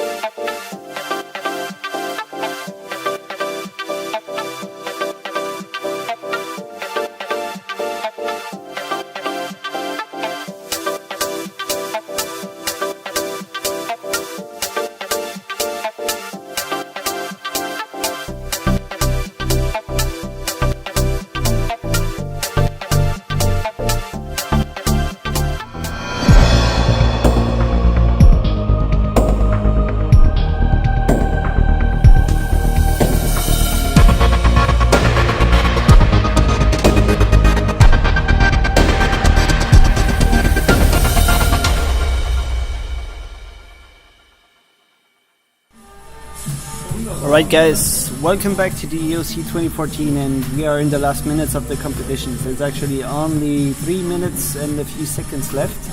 Actually, there's only 3 teams still benching. So there's the team of Damkop, there's the team of Stimmerwinter, and the Swiss guys are also still benching. I think all the teams so far have submitted scores in the competition. So let's for the last minutes have a quick look at the scores. So if you look at the overall ranking, Hardware Lux is leading the competition with 68 points. Right behind them we have actually just 3 points below them, PC Games Hardware with 65 points. Word Fabric is at 58 points, so that's the team with Sturmwinter. And so those guys are still benching, which means they could still grab a few more points. Team Switzerland has 45 points, and Team Hardware Reactor Reloaded 19 points. Free Oceans 5 points, and they actually killed their board. Moose told me it's the 8th board he's killing this year, so I guess it just happens, yeah. So let's go through the results. And CPU Z, so this is the highest CPU clock validation. 1906 and was just so far the 1906 highest CPU validation is 6,578.06 megahertz. So 6.5 gigahertz. And the second one from Hardware Lux is also at 6.5 gigahertz, but slightly lower, like about 60 megahertz slower. PC Games Hardware reached 6.4, Team Hardware Reactor 6.3, and the other Team Switzerland 6.2 gigahertz. So there's a slight difference. There's not that much. You can see that Word Fabric had the best CPU, at least for the CPU Z validation. If we look at Intel XTU benchmark, PC Games Hardware definitely ruled the game here. They scored 1,275 marks on XTU. Hardware Lux went all the way to 1,271, and Team Switzerland did actually very well with 1,259. So their CPU is not as strong, but they have a very, very strong memory. If we look, for example, memory for Team Switzerland, they reached like 2.1 gigahertz. So that's over 4, right?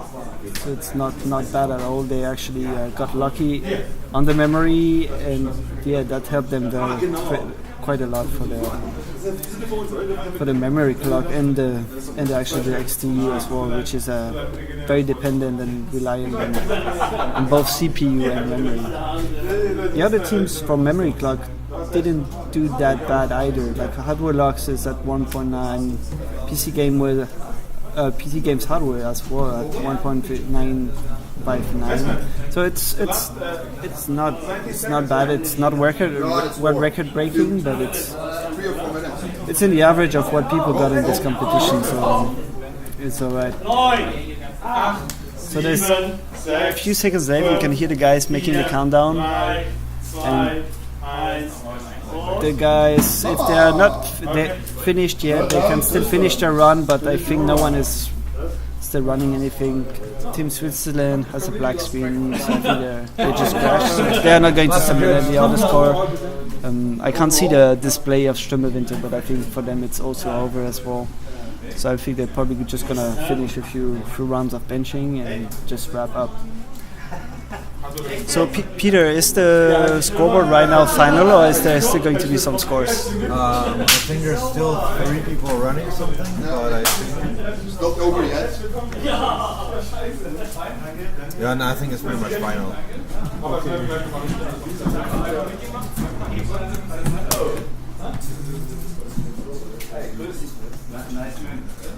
Weil sie jetzt noch immer gewonnen hat, jetzt kommt die ganze What's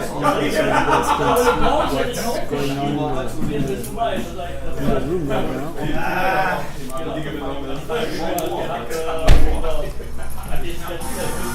So as you can see, most people have stopped benching. Some guys are almost done packing already, like the team of Moose 83 already stopped about 15 minutes ago, so for them it's all packed already and ready to go have some drinks after to relax from the intense competition.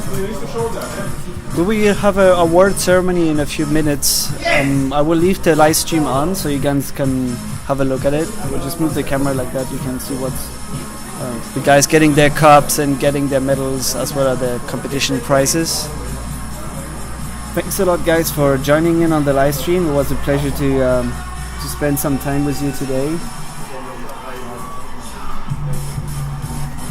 Peter, you want to sit down and have a quick review of the scores and discuss highlights of the competitions and a few things like that? Ask me questions. Wow, yeah. Do you guys have any questions? Go ahead, just write it on the live stream. So I was saying Team Switzerland got helped a lot with their memory clock for XTU, right?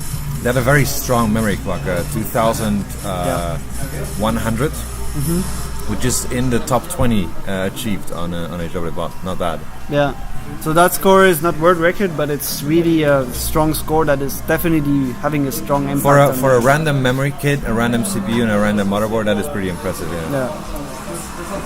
So in general, what do you thought about the competition today in terms of scoring and how it went? Well, I think overall the teams were very much close to each other. There was one good CPU Z result of like almost 6.6, and then very good memory clock result. The XTUs were okay-ish; they were not spectacular. I think the CPUs in general were not that good in terms of overclocking results. So is that because more binning would have been helping to get a higher... Yeah, I suppose so. So there were 25 CPUs, right? And 6 teams get through, so 12 CPUs have been used for the competition. Would it have been doable in 6 hours to give everyone 3 or 4 CPUs even? It's always, would have been it's always possible to just give them more CPUs, and then the binning has to go quicker, right? Yeah. I think we've reached a point where overclockers are able to spot or can distinguish the good ones from the bad ones fairly quickly, even on their LN2. It's just, you need an hour, like 15 minutes to test them on LN2, each of the CPUs. So very quickly you know what's going on and just start benching with. And once you know what CPU you want to use, you need no more than 2 hours then to run the benchmarks. Are you aware of some teams that actually didn't try both CPUs? No, not aware. All of them tried it? I think so, yes. So there's one dead motherboard. That's the team of Moose. It's the only one that got dead hardware. Well, it just happens. And we have one dead PSU power cable for some reason. Okay, so well, that might be just just someone just burned it, or is it was just not working? DOA, I assume. Okay, or what happens, right? It's part of the lucky draw when you get hardware. Today was really hot. Do you think the room temperature impacted performance, or was probably like a... It is pretty warm in here. That I'm kind of sure. So I think as it gets hotter and people are overclocking for a longer period, maybe attention and focus drops a little bit. So yeah, so it is like this. It just happens, and with the heat, it's true. You're like and like, yeah. A little drowsy. People have been driven today this morning to get here as well. Yeah. So it's pretty intense. Well, apparently Moose 83's board is not dead, so it was condensation.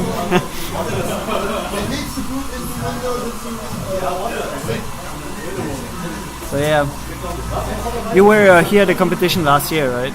Or not last year. Not last year. No. 2 years ago. 2 years ago, yes. What do you think about this year compared to 2 years ago? Well, actually, 2 years ago, the quality of the overclockers was already very good. I would say that it was a very tight competition this year again. Well done. German quality of overclocking. Yeah, I think it was you could see that the people were not even overstressing or anything, right? They were very relaxed with the way they were doing it, and no one was like just started running around and doing mistakes like people would do if they're under stress without no reason. So yeah, it's good stuff. So have you talked with Roman for the next year's edition? Is he going to? Not yet. I think we first all want to have a beer and some food, and then evaluate and then see what goes on next year. I hope Gigabyte maybe they want to do more global events. That would be cool. Yeah, a lot of people when that event was announced were asking, what about a European EOC or something a bit wider? I guess it takes a lot more. Like for example, this event was a lot of organization was given as a responsibility to Roman for organizing the event. Gigabyte provided all the rest of the equipment, gear, sponsoring. All Also the money because needed for that you can get a venue fairly cheaply at the university where you're studying. So it's maybe also the hard part in other regions, right? Finding the right people there to arrange stuff, being able to get LN2 or arrange good LN2 pricings as well, get all the hardware, monitors, all that stuff. It's true, getting sponsoring is not always easy for something like overclocking. So yeah. All right. So hopefully, we see more events. I can't wait. So if you guys liked OC, you can always tune in next weekend, because we will be live streaming for another show we are hosting. There's more details on our website, so I let you guys just go there, overclocking-tv.com, and just find out. If not, tune in. It will be next Saturday. And we will be there with Peter, and Roman will be there as well, since we will be all together going to Gamescom. So it's going to be an interesting show as well.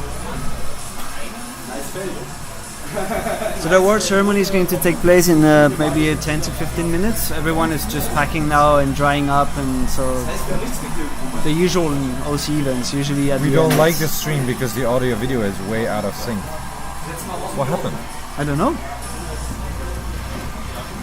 I was not aware there was out of sync before. I'm gonna look into that and try to find out why there's an out of sync. From the feedback I have in my headset, it seems to be on sync. So I will look that up. It's probably just a small technicality.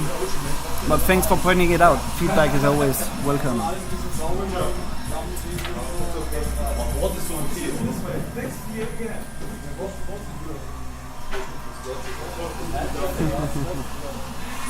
Alright guys, so I'm gonna put just back up the white picture with some music, and we'll prepare the camera so you guys can watch the award ceremony, and yeah, we'll be back in a few minutes, just tuning in the stream back then, and then we're just saying goodbye and see you next time.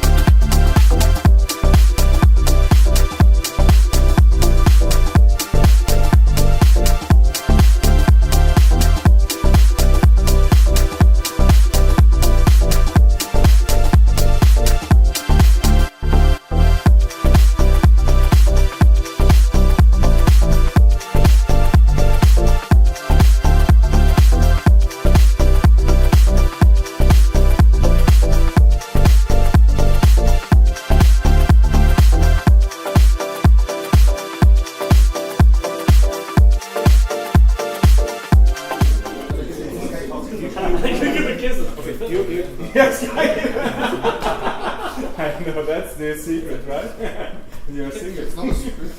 Okay. Gel paste? Yeah. Okay. What is everything? The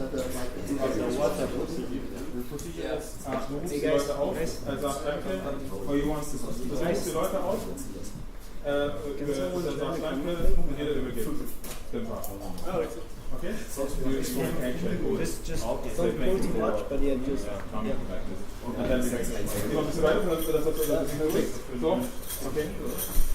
Ich sag mal, das kann man schon mal die Hand. Ja, okay. Ja, dann geht's auf die Siegerehrung. Go ahead. Okay, yeah, so thank you everyone for coming to the EOC event 2014, and I hope you had fun here. Yeah, and now we are going to have our award ceremony, and starting from the first place or the third place. The last place. Last place. I don't want to use that word. Yeah, I don't want to use that word. Yeah. So first place. Okay. Okay. So the winner for today is the team from Highway Lux. Yeah.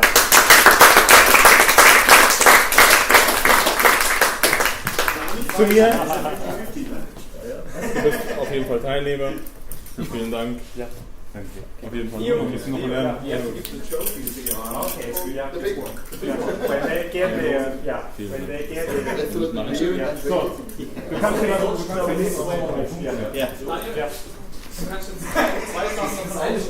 Aber erst Pokal. So you want to get the. Ein Foto.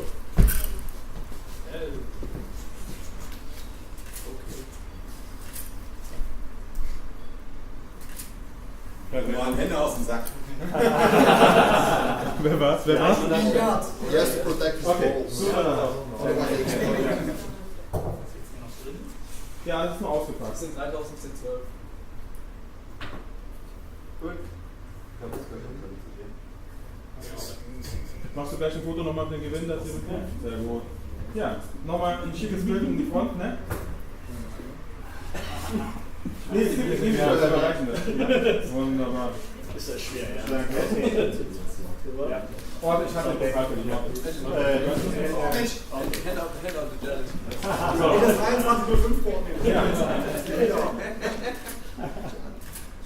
Perfekt. So. Okay. Vielen Dank an die Teilnehmer. Bis nächstes Mal, ne? Danke.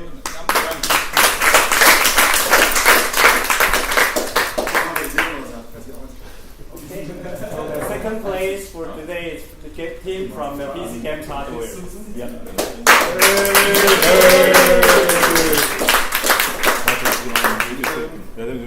Damit du uns gut in Erinnerung hältst. Ich bin gleich bereit. Halt, es wird entbehren. Ich werde dich nach einem Jahr nochmal fragen. Ja, thank you. One picture.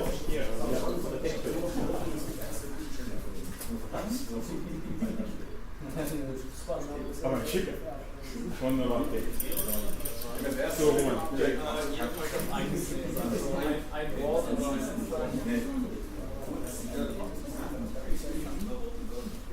So. Oh, hier, die Wärmeleitpaste dürft ihr auch mitnehmen. Was ist hier? Jeweils eine. Es gibt auch T-Shirts. Ja, das darfst du auch mitnehmen. Ja, T-Shirts. Nimm 2L, das passt gut. Das ist reinwachsen. Ja. So.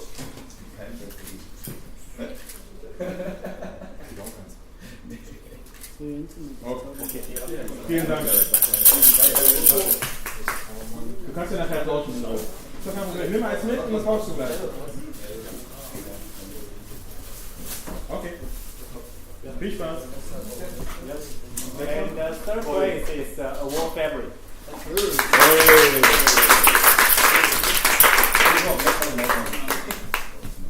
Das ist meine richtige Siege.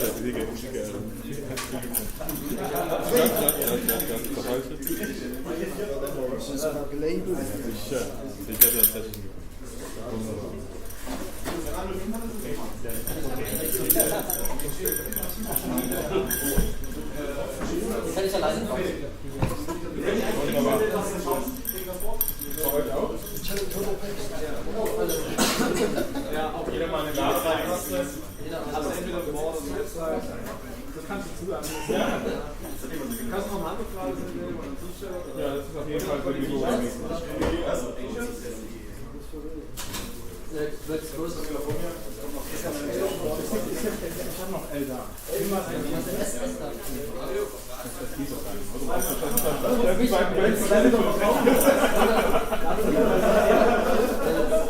Nein, das ist einfach nicht.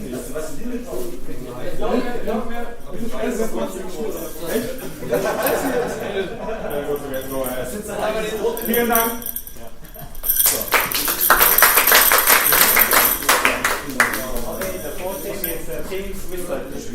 Wait. This corner. Not so fast. Okay. Yeah, you are the member. That's for the man. Take it proud, yes?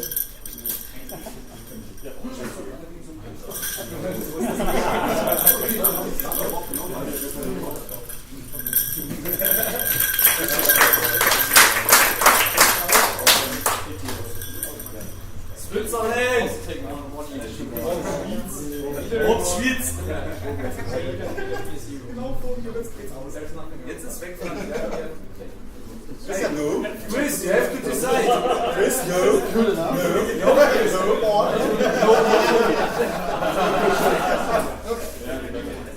Okay. Also a t-shirt, maybe? Don't make a photo. Christian, you are so fast. Take that. We did 4 teams before you, you know.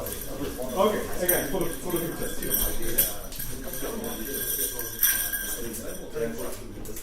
Perfect. Danke.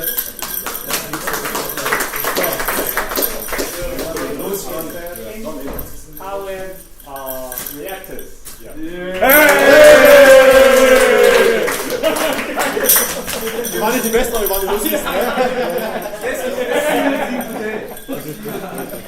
Beste Single. Was da gar nicht zu warten.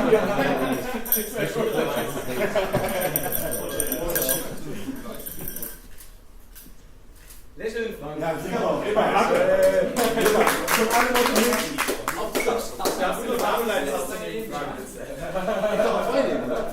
Wieso? Ich habe für 2 gearbeitet. Oh Mann, ey. Und ein T-Shirt? Ja, die war auch mit. Brauchen wir immer. Kriegen wir immer. Okay. Ah, ja. Hab ich schon. And then we welcome our another team. The best loser today! Welcome! Morgen mal ganz das auch feierlich dürfen hier angehen. Das ist so fatzig.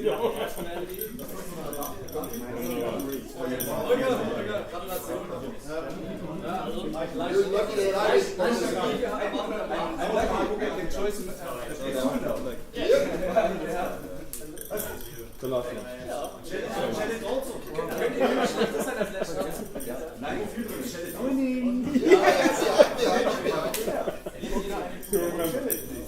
Participating is more important than winning.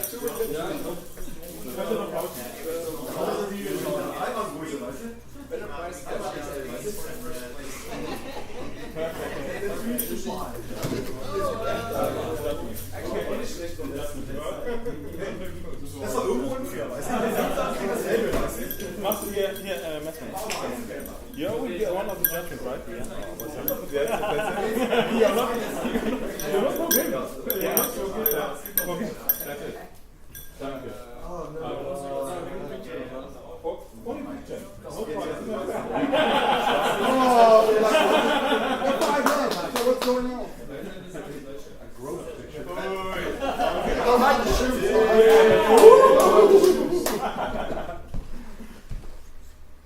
Aber Albrecht, no striptease, please, ja? Oh, sorry. Vielen Dank. Können wir noch mal ein großes Bild machen? Kommen wir alle noch Guck mal, mein ja, ich weiß nicht, was du hast vergessen. Du hättest eigentlich heute mal retuschieren müssen. Wo Picture?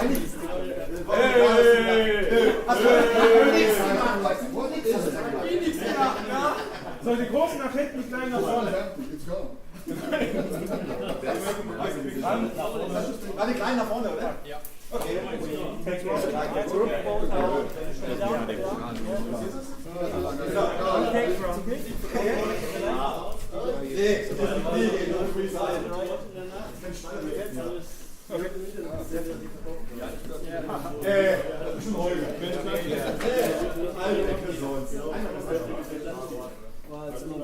Ja, genau, die Pokale noch hochhalten, ne? Nicht die Pokale. Komm, gib den Mühe, der Board nicht schick. Du bist ein Stück zu groß. Ein Board. Ja, warte, ein Board. Da musst du aber auch noch ein Netzteil hinstellen, oder? Ja, das haben wir ja. Netzteil, ja. Mach schön. So, jetzt aber. Meine Hauptsponsoren.